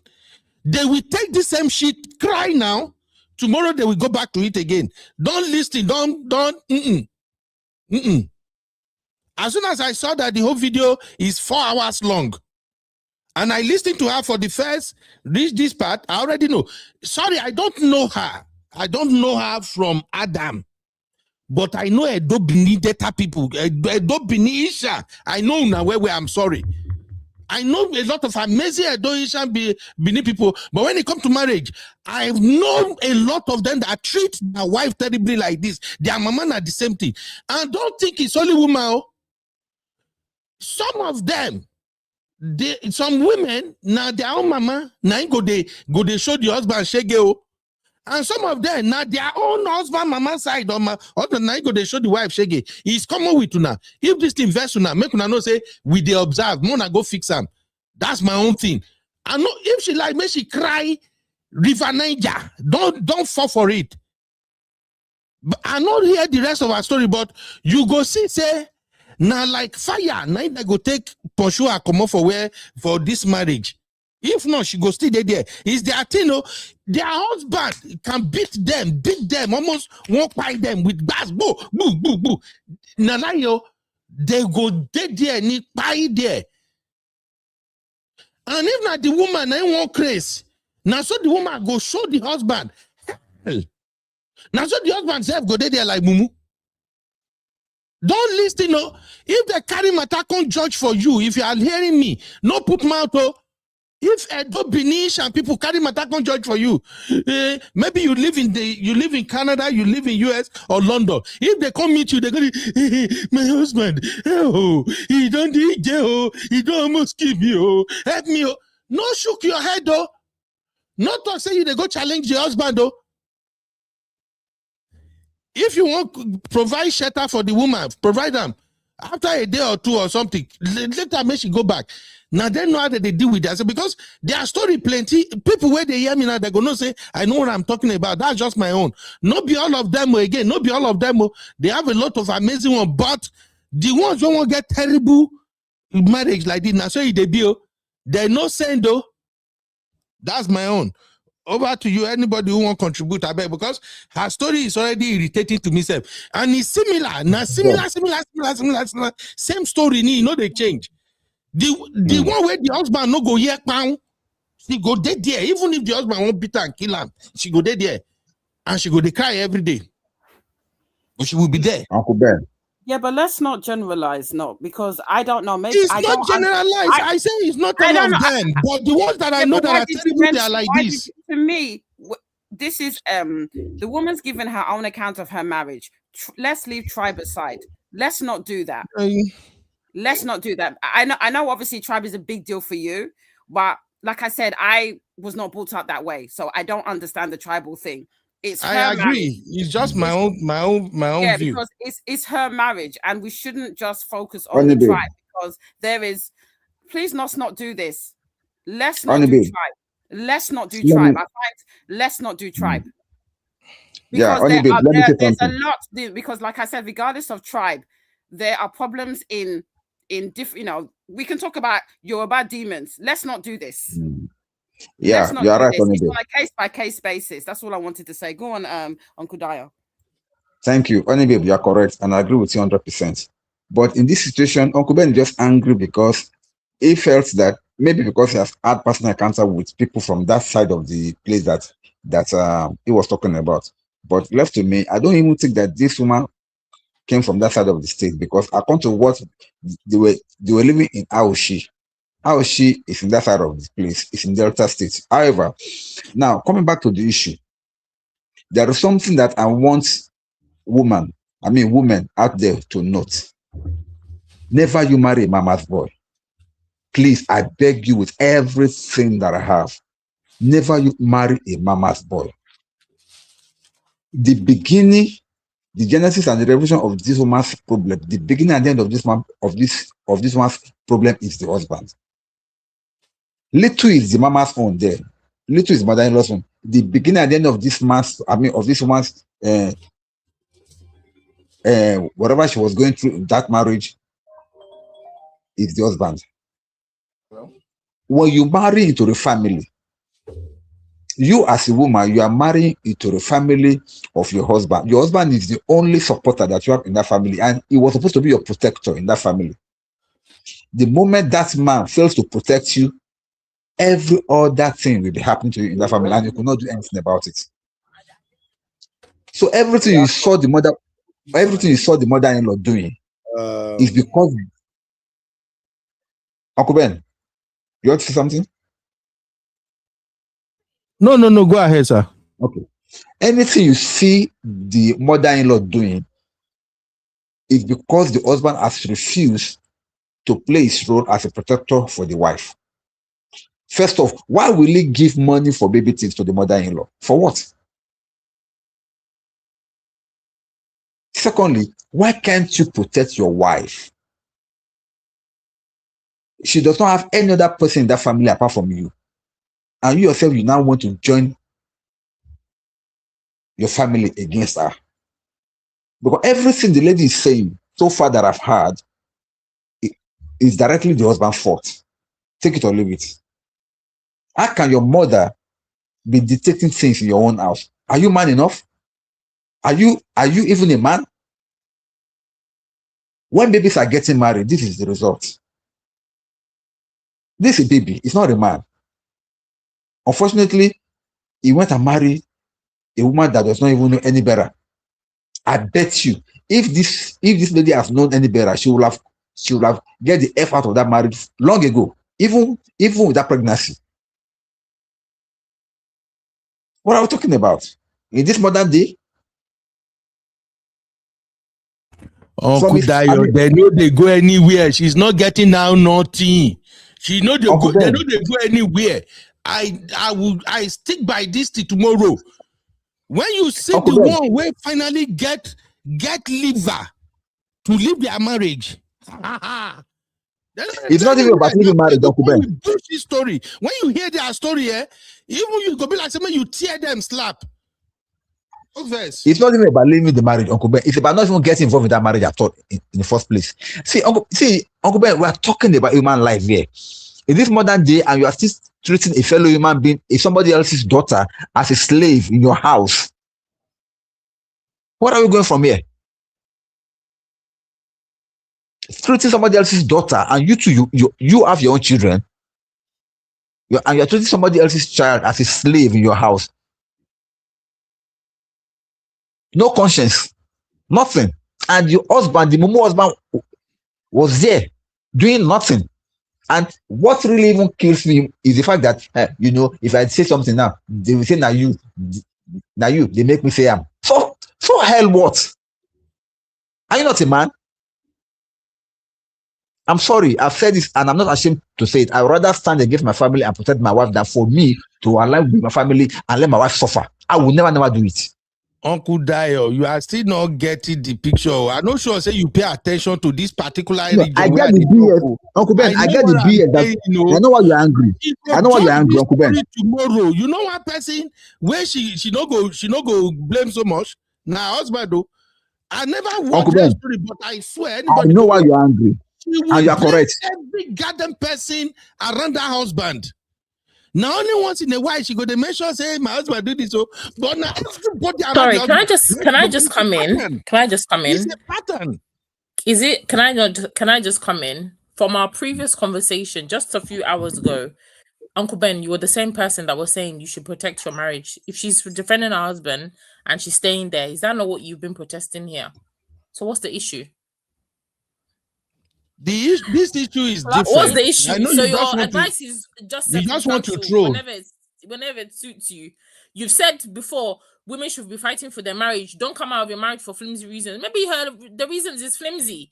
She wants to stay in a marriage. She's fighting for her marriage. You've been harping on since the beginning of this program. We're how many hours in already? Now it comes to this Ishan woman. You're like, oh, leave them, let them this, that. You're now vexed. Why are you vexed? She's doing what you've been asking women to do. You know why I'm angry? Make your marriage work. You know why I'm angry? If your man slaps you one time, Uncle Dario was saying one time maybe it's not enough for you to leave the marriage. Endure, make some things work, be flexible, pray. Is this not the result of your good advice as brothers? This is the result. Sissy, you are joining issues here. You are joining issues here, Sissy. I'm not joining issues. You are joining issues. If we're gonna have a consistent conversation, please let it be consistent across the board. You can't keep flip-flopping when the narrative now is not in favor of something that you agree or disagree with. You said in the beginning that people should put effort into their marriage. So if these women, these Ishan women or wherever they're from, Edo women, they're gonna stick with their man. Isn't that vow? Death do you part. They're riding and dying for their partner. What's your problem? What's your problem? You're not hearing what I'm saying, Sissy. I'm not hearing what you're saying because you're just contradicting yourself now that it comes to this particular woman. Okay. Or this tribe or whatever. Let Uncle Dayo land. Uncle Dayo, am I binu? Is Uncle Dayo still? Oh, Uncle Dayo self don't drop self network. No, not network. No, it's network. Uncle Dayo drop. It's not ancestors. So, Sissy, this is what I'm saying. I know a lot of people will have issue with my stand on this, but let me break it down. Maybe it will make sense. Go and research, go to TikTok, YouTube, everywhere. Keep typing Edo Bini woman, marriage issue. Listen to whichever one of them that is sharing their experiences. You will see that it's the same pattern. It's really deviate. They will describe a situation that you will literally feel like this is inhuman. How? Ask them how long they have been dealing with the issue. You will be shocked. So yeah, but that is the marriage. For better, that for is worse. Not the marriage. This one is way different. This one is way different because I don't understand it. I can't wrap my head around that same story all the time. Are we not forgiving each other?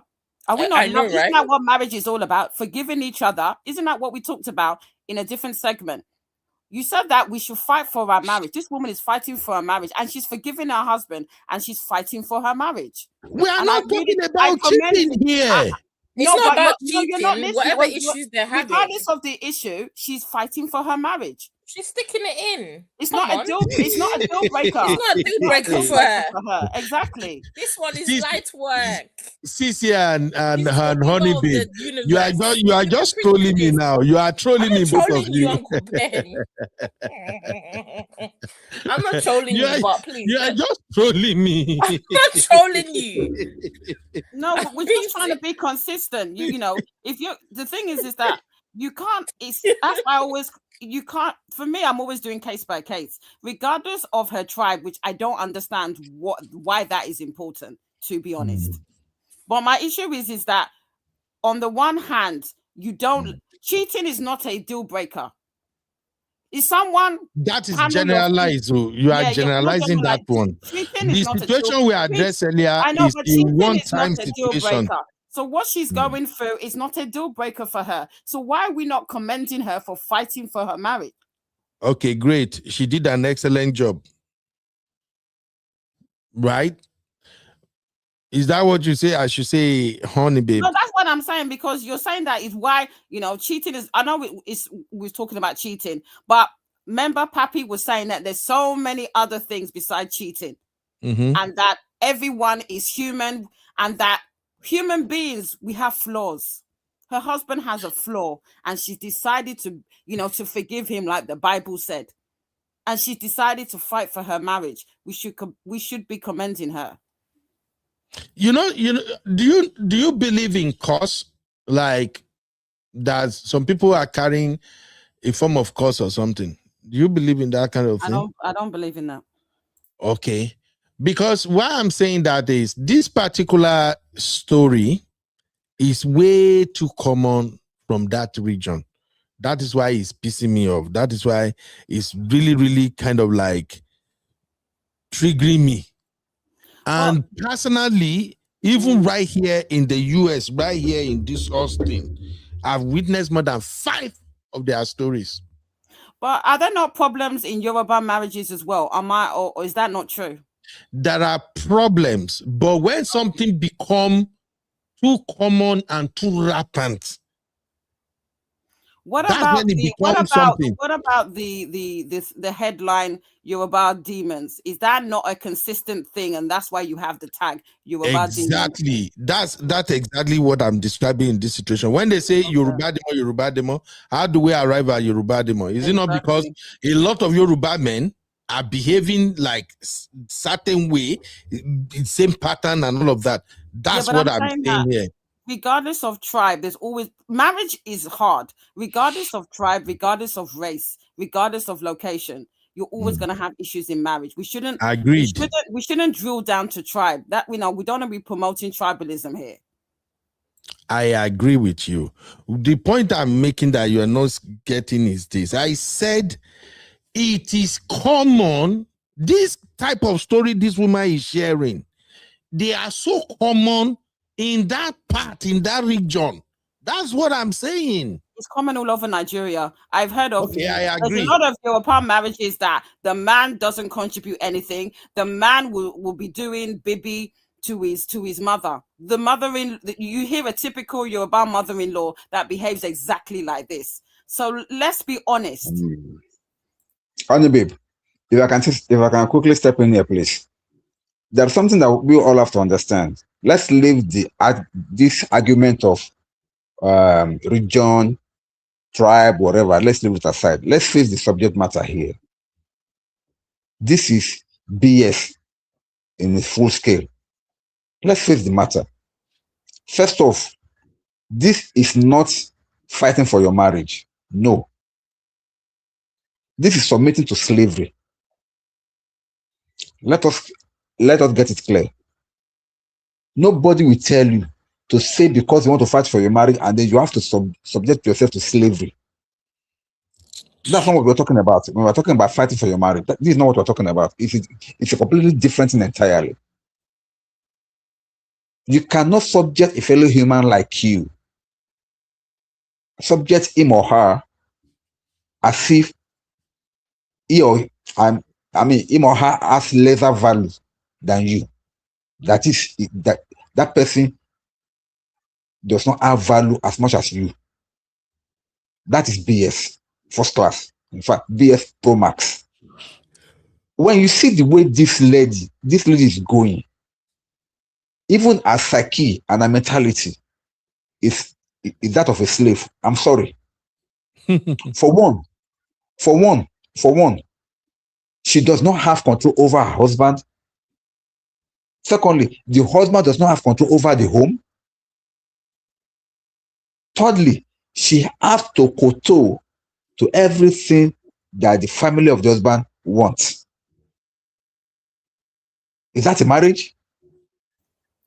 The Bible says that for this reason, a man and a woman shall leave their family and be joined together as one. Any marriage that family has to get involved, it's not a marriage. Are they even separated? The man has to leave to cleave. The woman has to leave to cleave. The woman has left her family. The man has not left his family. So what are we talking about? That's the genesis of the problem. That's why I put the blame on the man. But you know, And the woman was so naive. She was so naive not to see that this is not a marriage, that she would have even jumped out of it a long time ago. Yeah, but Pappy, isn't it according to when we say that we have culture, isn't it the culture that you don't just marry yourselves, you marry your each other's family? Isn't that what we always talk about in terms of culture? So I'm because the narrative that we have when we have these discussions is that we are not in the West, we have culture, we are African, and so the mindset is that when it comes to marriage, you marry each other, the extended family is your family. You don't just cleave to one another. There's a whole multi-generation. Isn't that the case when it comes to our African Nigerian culture? I'm confused. That is not the case. That's not the case, only babe. Now, I can tell you clearly, that's not, see, it's like maybe because you don't really have a kind of in-depth knowledge about all these things that we talk about. Of course, yeah, of course, you're so right. So that's why I'm taking time to really let you know the differences there. Tradition, African tradition, Nigerian tradition, does not subject anybody to the level of slavery in any marriage or any situation. In fact, they protect spouses. For instance, now, some cultures in Nigeria will never allow the wife to do certain things because they want to protect and respect her. I know. Okay, now I can give you some simple samples. If you go to the north, their women don't go to market too. It's the husband that goes to market. Generally, they protect their wife like that. If you come down south in Nigeria, the women work. Still, the husband is subject to the wife to a certain degree for protection. That's why you can never come near any man's wife. You have to face with the husband first. But in the case of these people, two things are working, which I want us to clarify. Number one, the general idea, according to Uncle Ben, that he has seen me. I am not going to say what I've not seen or what I've not experienced, but he said he has experienced and seen some people from that particular side of the country turning towards the same character of this woman. That's why it's so triggered. But I, for one, what I was talking from is the angle that this man is not a man in the first instance. Whether you are an Hausa man, whether you are a Yoruba man, whether you are an Igbo man, whether you are a Shekiri or Edo man, whatever. If you are behaving as this man, you are not a man. That's why I respect you're saying that this thing cut across tradition and tribes. Fine. It's not about where you came from. Yeah, it's about the man. It's about the man involving in this matter and the woman involved in this matter. There are certain things that is expected of you as a woman or as a wife, that if push comes to shove, if so far you are reaching this particular level, it's time for you to opt out. And so same also with a man. If in your marriage things are getting to this level, it will be stupid of you to stay in that marriage and say you want to make anything work. That's why I am triggered that no, this man has failed this woman woefully. And this woman also was so stupid, if I can use that word, to not to even know when she's supposed to have opted out. All these things, we see it every day. It plays out in some places in Nigeria. We can see them. But it is the enablers that I am blaming. Who is enabling this so-called mother-in-law? It's the husband. Question is, what does it take for the man to stand up to his mother and stop all this rubbish? Nothing. But the man refused to do so. Oh. I think for me, I agree with everything that you're saying, but isn't this the state of most Nigerian marriages? I'm sorry. It is what it is. You're making out that it's like I said, I agree with what you're saying, Uncle Daya, but there's some states in Nigeria where I think we had a discussion a couple of shows ago where women cannot inherit their dad's property. This is the same Nigeria. So I think I'm a bit confused, because you make it seem as if Nigeria is the type of place where a woman is empowered. A woman is at a disadvantage in Nigeria, and most Nigerian marriages, the power structure is where this particular case, where the woman has to do everything. She doesn't have, it's not like in the diaspora where you have the resources where you can leave a marriage. She's doing the best she can. And I applaud her for wanting to, continue in the marriage. Where do you want her to go? Isn't this the same Nigeria that you're looked down upon if you're divorced or single? She's trying the best that she can. Can I shock you? Do you know finally she's divorced? At the time that she was making this video, the marriage was over. Oh wow. Okay. She made that choice. Okay. See, the thing is this, honey babe. If the water is getting too hot for you, you have the option of jumping out. Marriage is not by force. Marriage is not a do or die affair. People have to understand that. Every culture knows that also. When society tries to like force you down into marriage, see, nobody will live in your home with you. You will not say because of what people will say and remain in a marriage. No. Now coming back to those so-called tradition of where some women cannot inherit their father's property, that is fast changing. Yes, it was being practiced in some little part of the country, but it is not a general thing. Every culture have their own tradition, so every tribe have their own tradition, so it is not a general thing. If you happen to come from that side of the state, you cannot use it as a general rule in the country. No, it does not. Other places, women build the homes, they inherit and they build homes in the same country. In fact, in the same state, other tribe, their own woman or their own girls can inherit and even buy properties and even build the home. So when you're talking about this, it's not as if it's on a large scale. It's on small tribal issues. So I would not like us to bring that one in. In Nigeria, see, every culture tries to get better. And as of today, we are getting better in our culture also. That's why you can see many of our children, many of our Nigerians, they cannot marry and be happy in their marriage because a lot of things have changed. In the olden days, yes, those things were strong, but now a lot of things have changed. Even the culture itself is changing. But to this particular matter at hand, honey babe, this woman is not under any culture. It's not under any tradition to do everything that she was doing. No culture support violence. And no culture support any mother-in-law coming to lie down on your bed. What are we talking about?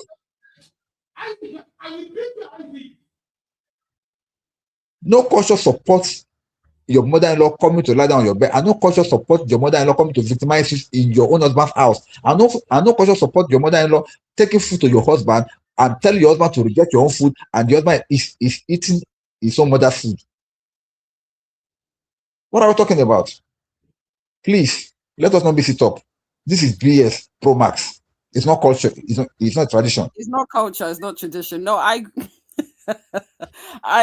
don't know. I just have to push back because, like I said to you, this is Nigeria. She's doing the best that she can. If she is divorced, well, that's her choice. But Nigeria, we say this, Nigeria is like you're ashamed if you're divorced. Marriage is a crown on a woman's head. She has to fight tooth and nail. The mindset is that she shouldn't divorce. There's no DV. She's not physically being abused. So why did she divorce? She should have stayed in that marriage, right? Am I wrong? You are trolling, honey babe. Maybe we'll have the conversation another day. It's kind of deeper than let's just play it for tat on this one, honey babe. It's way deeper than that. Hi, Wolfram. What did I miss? You miss a lot, Abby. Do you know, guys, when I fell asleep? I don't know what's going on with me these days. I'm always falling asleep. The spirit of Auntie Grace and Momo 5. Abby, can I ask a question, Abby? Ask me. Are we expecting a junior? Expecting a junior without marriage. In which household do you think that Come on, Abby. Come on. In the household of my father? That is not going to work. Oh my God. All of my sleepless nights is catching up with me, Uncle Dio. That's what's going Yeah, on. sorry, my dear. I told you, I've always told you, I've always preached to you, Abby, find time to rest, but you will not listen. You will not listen, Abby. I've I've always listened. told, That's why I always fell told you. asleep. Yes. All right. We may have to round up now. All I just have to say is this.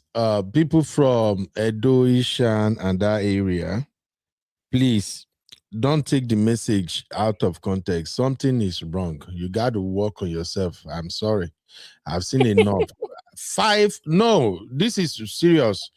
Okay. Personally, I witnessed 5 different cases. Just 5 out of billions of people or millions in Nigeria. Okay, that makes sense. No, I really don't want to get it. I know you're a Kashi Cruise, but let's just call it a day here. All I will say is, if you are from Edo, answered Edo, M. Jones. If not, you wouldn't have known. You say? You shouldn't have replied to M. Jones, then you wouldn't have figured it out. Yeah, don't worry. Let me just kind of let it go. But this one hit differently. I even blame myself for listening to her for that 20 minutes self.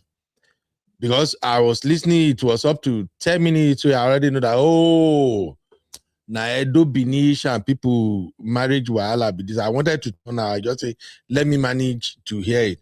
Listen, just like everybody is saying, this thing happens everywhere. I know.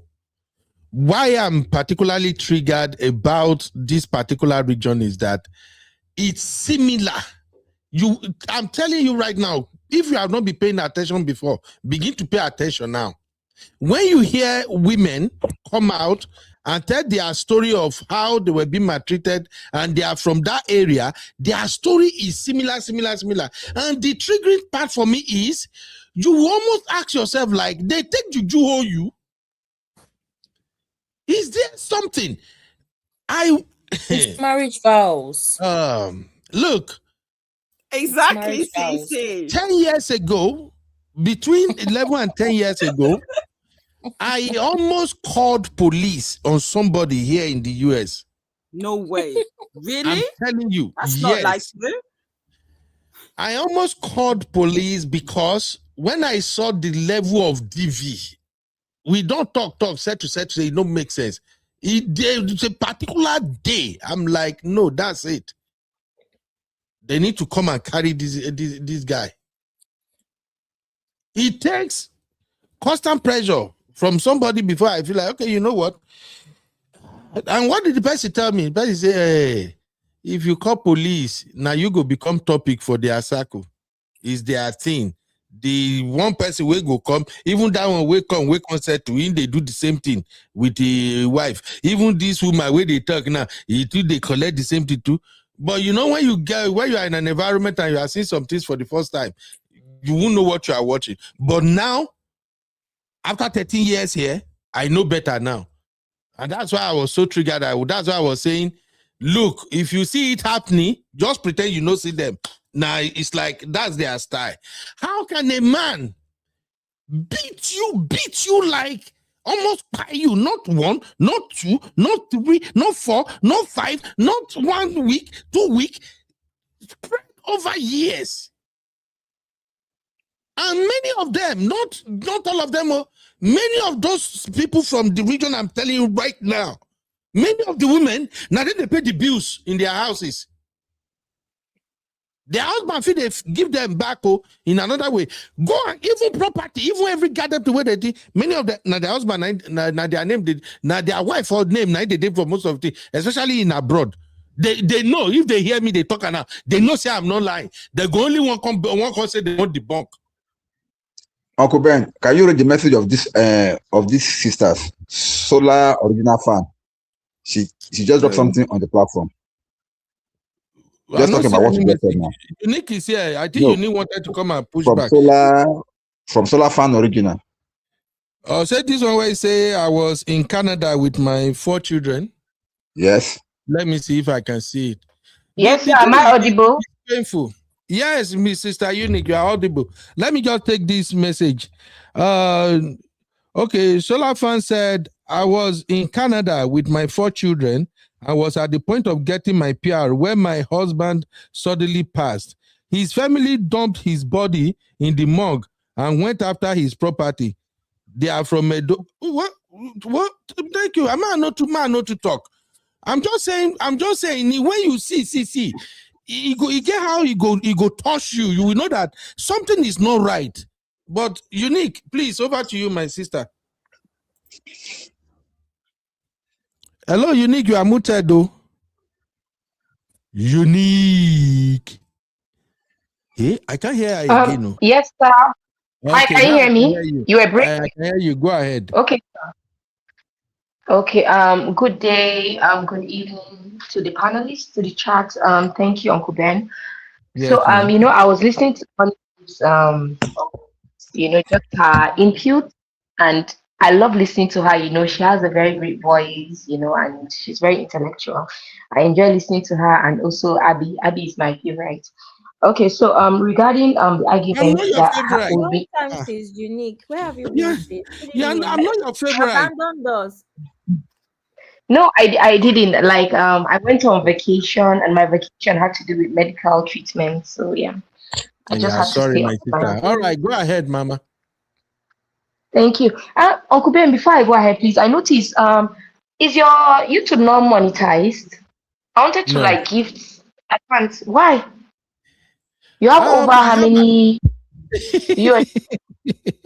I have another channel. The channel run into trouble with YouTube, so it affected my other 2 channels too. So that's Oh, what happened. okay. Okay, Yeah. sir. Okay. But we have a Thank you. Patreon. You can join our Patreon. Abiuke, we share the link. You can join our Patreon. You can support us through Okay. Patreon. Thank you, my The sister. Patreon on YouTube, right? Yeah, the link, you click the link, it will take you to the Patreon. Patreon is popular. All No, I know. major I know. platform owners, they use it. Yeah. Yeah, Thank you, my I sister. know. Right. Yeah. Thank you, Please go sir. So, ahead. okay, so just my contribution today is I think towards Honeybee, Honeybee, Honey Babe. Sorry, maybe I'm slaughtering your name. I'm sorry, I can't It's see right now. Honey But Babe. Oyika Sola. Honey Babe, Honey Babe. Yeah. yeah, yeah. I like her so much because she speaks from her mind. She's a very, very, passionate human being from just my few interactions with her. And what I want to tell her is she didn't grow up in, I don't know if she grew up in Nigeria, but her background is not solely in Nigeria. For me, like I'm a Nigerian, like I said. Yeah, I'm from the northern side. And right now, let me tell you something about my personal experience. I'm the first child and I'm female from northern part of Nigeria. And growing up, I saw how, every family, my cousins, my family homes, everybody, every woman, every aunt wanted to like just have a male child. Like the focus was having a male child. And my father got me as a female child, got my sister. The next were all females. And you know what this man decided to do? He never ever, for once, if you see me, I'm more like a tomboy because everything a man can do, I can do. He brags right now where I am in life. He puts all my cousins that were like showing me, your wife was not giving birth to a male child. He puts me in their place and I tower. It's not like I'm being condescending, but I'm so grateful that he could prove a point. He says, see, with this girl, I'm okay. See the rest. This one is just one, and she's female. I'm good to go. So what does he have to do? My dad, had his background, his fundamentals from Nigeria, but I think from university level, he got the privilege of getting this scholarship to Amsterdam and everything. So he came back with exposure. He married, like my mom is a local woman, typical woman that at times some things and some steps he makes, she gets shocked. Say, she will start screaming like, "Mommy, I beg, calm down, you're local." And so I admire my dad for that exposure. So moving on to that, I just want to emphasize that the tolerance when it comes to culture and religion differ. It was like colliding in the past. So there was so much pressure on marriages, especially women or whatever it is. If you had a toxic in-laws, and maybe you're the wife or you're the male, like the culture aspect and the religious aspect, like just combined, and the pressure was very paramount on the marriage and on the individuals involved. But right now, I just want to tell you that, yeah, it now transcended to religious pressure, that it would be okay if there's pressure and the woman wanted to leave, or the man wanted to leave, or decided to leave the marriage because of maybe abuse or things they're not comfortable with. They'll bring religious aspect. What do I mean by that? They'll now bring your pastor, your imam to talk to you, pressure of church members, pressure of mosque members. Then you conform to stay and you want to keep the marriage regardless of your bitterness and your unhappiness. Also, mother-in-laws use that to control the narrative and to, put their son back to position if he's even trying to, understand with his wife and his family. But right now, 2026, I assure you, starting from 2025, as Cat Williams, I'm a fan of Cat Williams, as he said, like the age of Aquarius, all what is hidden will be known and everything will be exposed. I tell you that educational exposure and also globalization and trends have exposed individual. Even that woman speaking, you could see from the way she spoke, you could see, I'm not being condescending, let me repeat myself. You could see like she's somebody that is very naive in life in almost all aspects. But you could see she took the courage of even divorcing the man. When it was like in the 90s, you couldn't do that. Even early 2000s, you couldn't do that. So I just assure you, honeybee, Nigeria right now, women are having more voices. We know our potential. We're fighting against, societal norms that are constricting us, limiting us, and counterproductive, like I said in my chat. So yeah, let's not just I see your ideology. I understand. There are No, lots sis, of people. Yes. I was trolling. I was being UB. Oh, That's okay, all. okay. Thank you. Everything I'm I'm trying to saying, understand. everything Okay, I'm okay. saying is the opposite. But thank you. Okay, dear. Okay, dear. Okay, so yeah, so everything is now changing. There's exposure because even if you're being put down, you see somebody crying out, maybe in that country, this country, or even in Nigeria as a whole. You can see people even going out of marriages and calling out like the girlfriends. Oh, yeah, you brought this bitch into my room. You brought this B into my this thing. This calling out names and okay, I'm done. And women are regaining their strength. The man that is cheating now is just being caged because they know that another man's poison is another man's meat. If you're not appreciating me as a woman, look at the case of Frank Idaho and Sandra. He was like just putting her down, doing all what he felt like doing because he felt he was a celebrity. He was a spec. He was a 007 James Bond that every woman would love.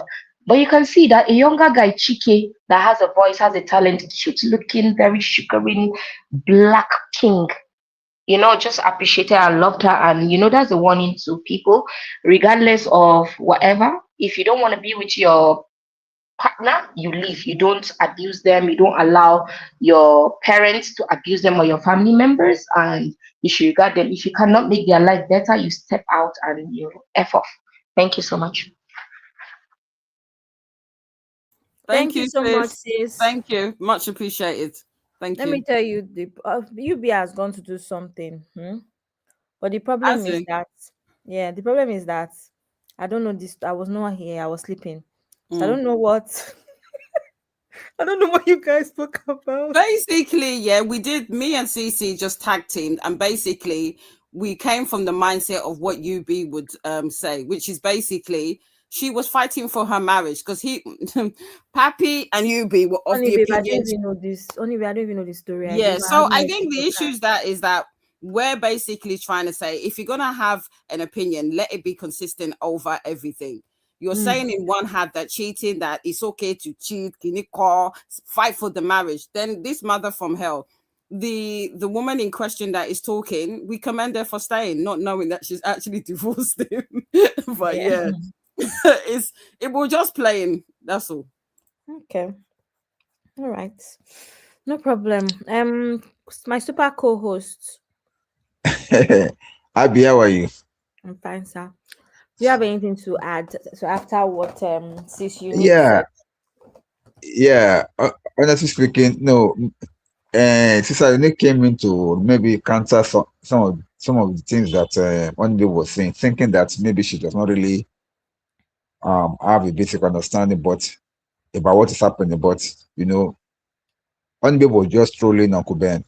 That's part of the issue. But the critical thing about this particular case is this, because somebody may watch this afterwards and and then they want to like learn one or two things from there. So we need to give it a balance. This is a marriage that was not being properly practiced as a marriage. Both mother-in-law, husband, wife, they're all out of tune about what marriage is really all about. And the DV started from the moment that the mother-in-law said that she does not accept the wife. And the husband went ahead, got her pregnant, and married her. So you can understand where that hatred and bitterness came from.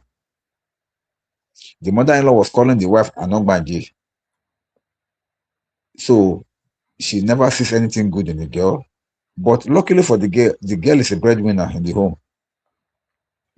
The girl was the one supporting the husband and doing everything, while the mother-in-law were busy extorting from the girl, because the husband business is not really going. The girl is one that always makes sacrifices to push the husband business to be going forward.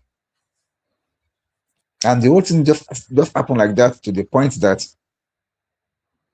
the lady was now reduced to the level of a slave in the house, in her own husband's household. That the mother and the sibling of the husband came to come and join them and to be staying with them in that same house.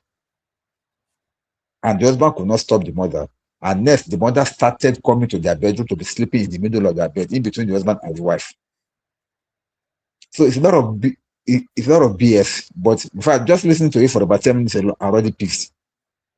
So Uncle Beno said that we are going to continue for on some other part. But what I just want anybody listening to take from me is that this is not a proper marriage. This is not the way a proper marriage is configured. No. And I've said it earlier on, and I'm going to repeat it again. A man must live to cleave. A woman too must also live to cleave. Don't you ever marry a mama's boy. I keep saying it. Yeah. Yeah, sorry. Have you finished, Happy? Yeah, if you want to say something, you can go ahead, please. Okay, I'm going to put my accountability. I'm going to be serious now. I'll finish trolling.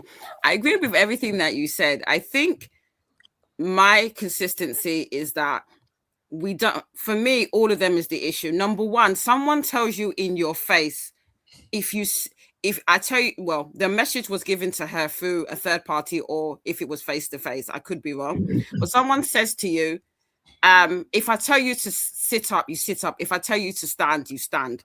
Oh my God. Someone says that to you and you made the choice to marry this man. I think, like Pappy said, I'm all about choices and living in your choices. She chose to be in this marriage.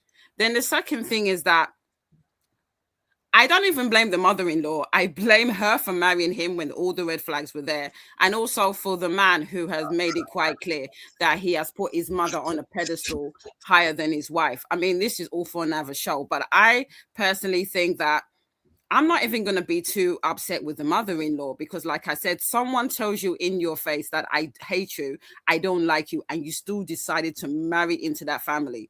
Who are you going to blame? You, the person that decided to marry your husband. It's different if she didn't know that the mother-in-law didn't like her. But in all intents and purposes, in her story, she actually said that. So she made a choice. And I'm of the opinion, for better or for worse, live with your choices and with the consequences of your choices. That's all I'm going to say. Okay. All right. Great. Abby, for the first time, Can you I have my own input? Huh? Yeah, go ahead, Sissy. Okay. I hope you are not coming to throw me, Sissy. No, I'm not trolling you. Everything I said, I'm saying it with my chest. It's not trolling. When you listen back, you'll still come back and agree with me. So Uncle no Ben does problem. not believe that you cannot just support him the way my own co-host supports me. That's the thing. I Can't have believe Sissy is one of the most unpredictable co-hosts I've ever had here. I'm very consistent, Uncle Ben. No. I've always dragged you from day one. So No, I don't know I what would you're rather talking make Honey Babe my co-host. Let me know I'm dealing Wow. with Honey Babe fire for fire. What's that supposed to I'm mean? very Okay, I'm consistent. gonna switch things up then. I'm gonna be No. unpredictable. All right, Sissy, go ahead. Don't mind us. Okay, I'm just gonna say for my East Africans, we can't relate. Because in my own culture, your mother-in-law, right? Your mother, it is the biggest taboo for your mother-in-law for a mother-in-law to even sleep in her son-in-law's house. That's how deep it is, right? Talk less of your mother-in-law having the mind, the goal, the guts to enter your bedroom. That thing is not done. Do you know they can actually flog if you report your mom did that, people will actually flog your mom because that is the height of just something that is just abnormal. It is abnormal. When I was with my partner, my son's dad, and we lived together, if my mom comes to visit, it's not that we're pursuing her, no, but there's just a boundary that it's not even like, um, uh, taboo. It's about the respect that you have for your mother-in-law, right? Your mother-in-law Yeah. you're revering her very high. So for her to lower herself in a way, right? Not in the context of she's lowering herself. No. It's seen as your mother-in-law to come and sleep in a son-in-law's house. That is like the lowest thing that she can do in her position as your mother-in-law, right? The respect is that high. So in my culture, law people, right? My mother-in-law cannot enter my house and say she wants to sleep in my house without my permission. One, it's even her son will not even allow his mom to overstay because it looks bad. And for your mother-in-law to enter your bedroom, sleep on your bed in between you and your husband, where do you people do these things? I don't get it. I literally do not get it. It is weird. It is very, very weird. But That anyways, is I'm just Nigerian saying, East culture. African, West Nigerian African. I culture. say West African. No, it's not a Nigerian thing. I hear a lot from Ghanaians. I hear from Cameroonians. We just can't relate. This mother-in-law thing. Your mother-in-law, she's put in her place. She knows her boundary. I'm sorry. Your son is married. Mother-in-law has no business coming to your house. And the funny thing is, in my community, you have the backing of your community because your mother-in-law will be called up for a meeting to be like, how dare you? Why would you do that? Are you a witch? If you do that in the village, I swear they will bring you out and they will flog you because they'll feel like you're a witch. And truly, truly, that kind of behavior is witch behavior. It is witch behavior. What does a mom have to do with on her son's bed? It's true. On your son's bed that he's sleeping with his wife, you want to lie in between them like a newborn baby. To do what? Nah. The mom just want the woman all this out. pray that you guys be doing. I don't know what you're praying for because there's a lot of madness going on in that community. I'm not even joking.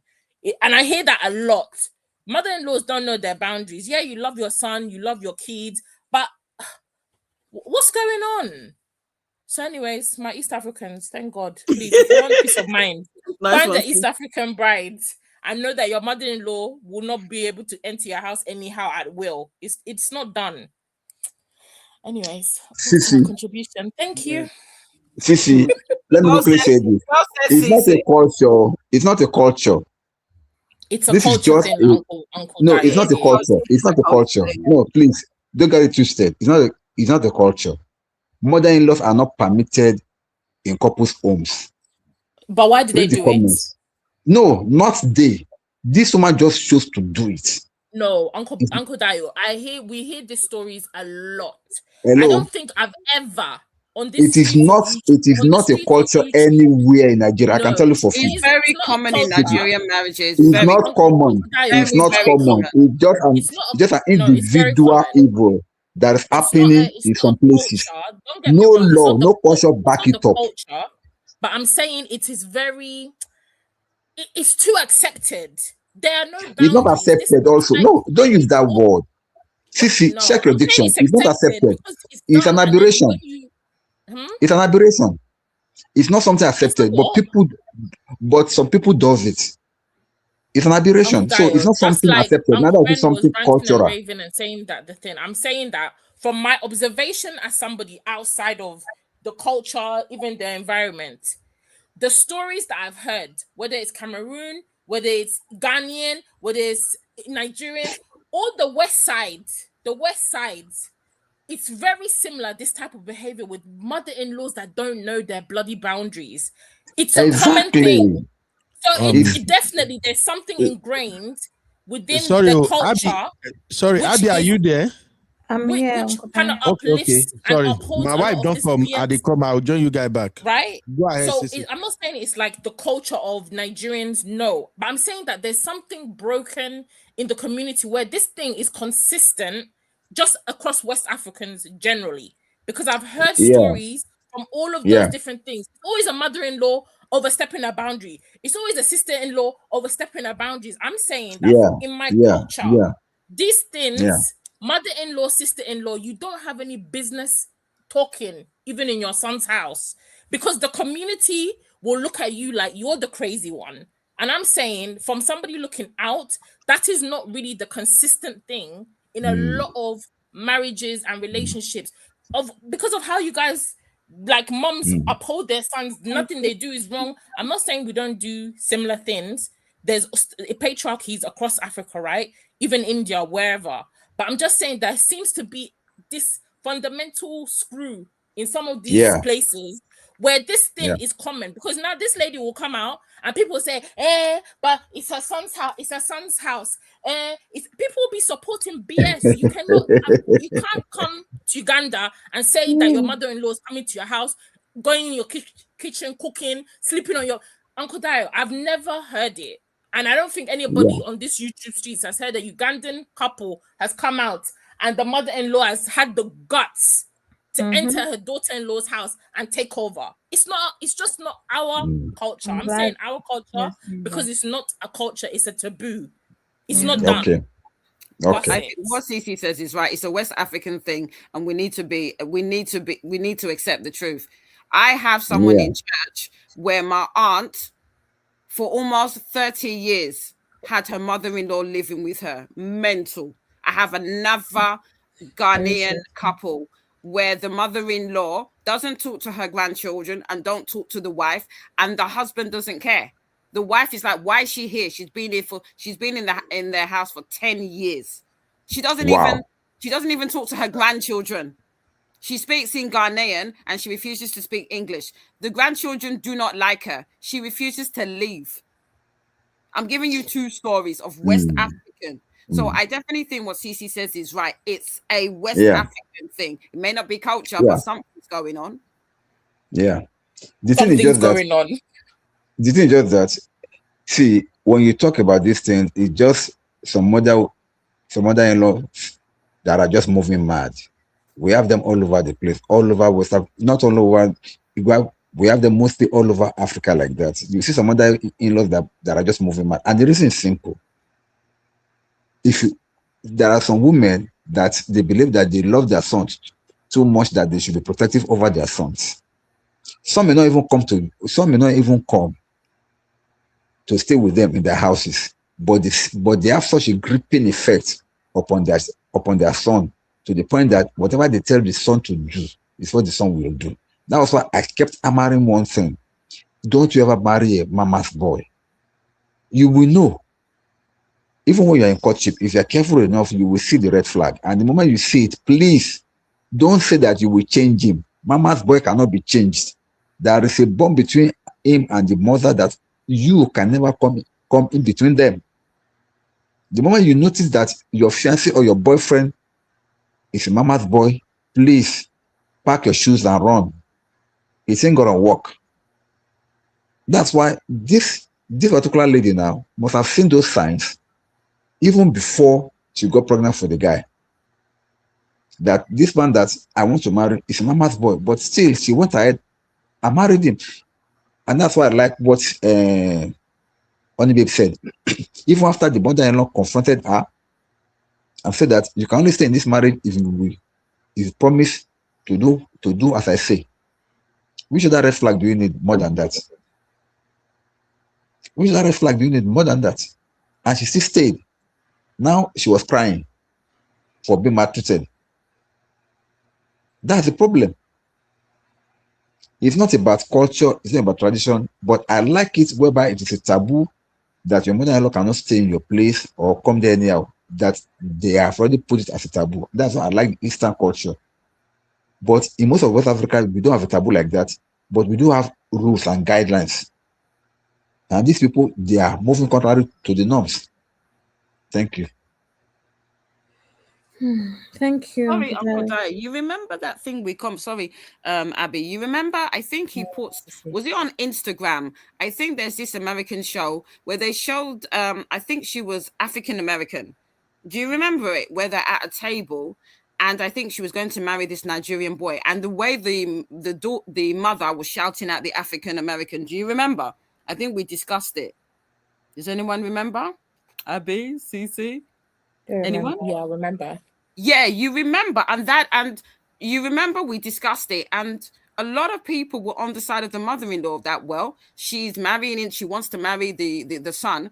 And this is the mindset. For me personally, the average Nigerian mother is a potential mother-in-law from hell. And let's be real about that. Yes, a potential. I put a caveat. You know that there's a lot of girls that pray for their mother-in-laws to be dead before they marry them. Hey, I'm not that deep. I wouldn't pray for that type of prayer. Uncle Dai, have you heard about that before? That is crazy. Have you heard about that? Many times. And what would be the reason for that if there isn't exactly an issue? It's simple, Sissy. What they normally say is that they don't want problem of mother-in-law, so they rather marry somebody whose mother has already died.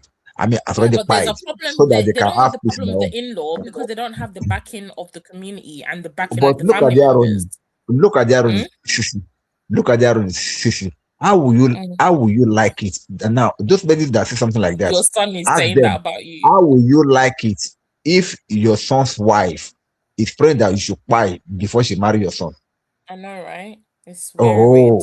So yeah, it's not a nice thing, but that tells you all you need to know about the fact that you got Nigerian girls that are praying for the mother to delay. What does that tell you about our community? Because you don't start praying about this unless you're not witnessing and seeing mothers. We have some wicked mothers. No doubt about that. We have some wicked mothers. Very small minority. Most Nigerian mothers are very entitled when it comes to their children, and they don't seem to understand as a mother that there are boundaries. I'm praying and I'm hoping my boys are very small, but I'm hoping that I will be a mother-in-law that won't behave like that. You understand? Amen. Because I have to respect the fact that regardless of their choices, which can be bad choices, they are adult enough to deal with the consequences. We've had this conversation before, remember? Yeah. When I've said that regardless of your children, adult children's choices, you need to respect it as a mother, especially when it comes to marriage choices. You can only advise them, but I'm not that, but what can you do if they make their decision? You need to respect the fact that your adult children are adults. Exactly. You're right. Who's snoring? No way. Who that? It's Uncle Ben. I don't know. Ben is somewhere. Okay. All right. Is that wrap? All right. I think it's a wrap. I think it's a wrap. Let me check with Uncle anyone Ben has anything to say. Please, I need some. I need to. It's even late to eat, but I don't have anything. Please don't eat this time of the day. It's too late for you to eat. I eat by 5. Just take tea. Take tea or take biscuits. That's all. It's really hot. Take tea or take Then biscuits. bye bye. I beg. I've eaten. Oh yeah, the shop getting your vehicle. Very good. Okay, guys. Okay, guys, Hi. have a lovely rest of your evening. I don't I'm have gonna a go. Enjoy the bank holiday, Yeah. UK peeps. Enjoy. I think Americans Drink as a well have lot got of bank water. holiday. People in the UK, drink water. It's getting hot tomorrow. I know. Take care. Bye, everyone. Uncle Dio, good night. Good night. Good night, everyone. Good night. Sleep Good tight. night. See you tomorrow. Bye bye. Bye. Let me look for my chicken music.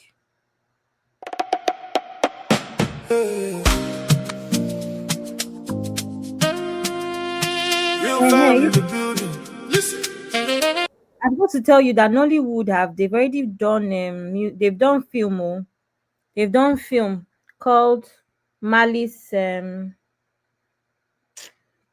already acted film called King of Malice. Guess who is there? Maurice Sam. That's the kind of thing that's where they will see Maurice Sam in rubbish and nonsense. Eh? When he now finishes, his fans will drag him.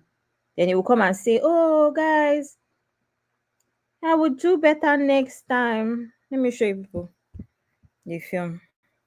I will do better next time. I will improve my something. Oh, let me show you the film. You guys look at the film. Can you believe this? King of Malice featuring Juliet Njemanze, Maurice Sam, John Ekanem, showing on Ife Eze Nollywood TV. Someone should help us and watch it and come and give us review. I ain't watching it. I can't stand Maurice Sam. Anyway, that's it. We get views. Anyway, so I was just surprised when I saw it. Anyway, just let me give you that small amebo since I decided to sleep. Mention Yuledoche. You know that if it's Yuledoche, nobody will watch it. Anyway, bye everybody. Just small amebo for you. See you later. Bye. Malice may end up for a night, but your cake comes in the morning. I'm a piano vibes. Let's go.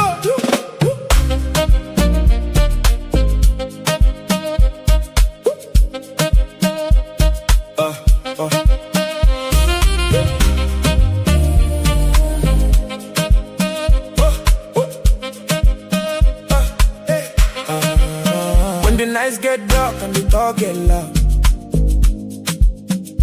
people start whispering in the crowd. But truth no they hide, it go surely show.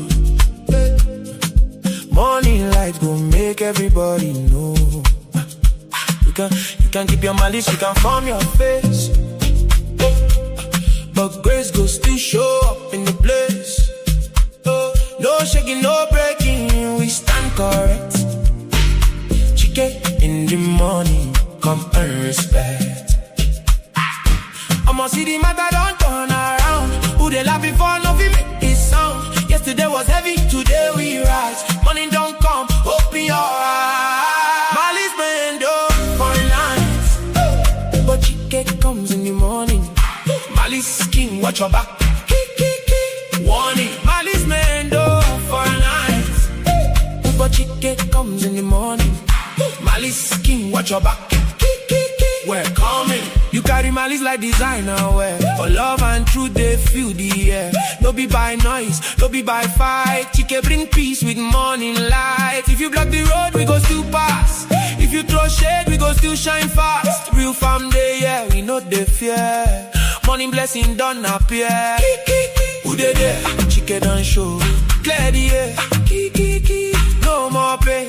After the night, sunshine again. Talking drum say bang bang bang bang. Look drum hits bang bang bang bang. Saxophone crying, sweet melody. Everybody dance with energy. Malice may endure for a night, but Chike comes in the morning. Malice skin, watch your back. Warning, Malice may endure for a night, but Chike comes in the morning. Real farm rise, no more money. We're winning.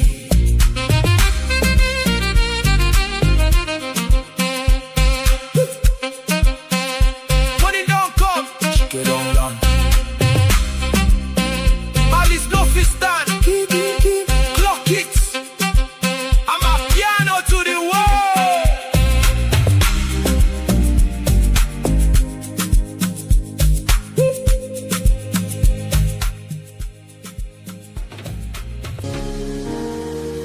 You are watching Trending Blogs with UB.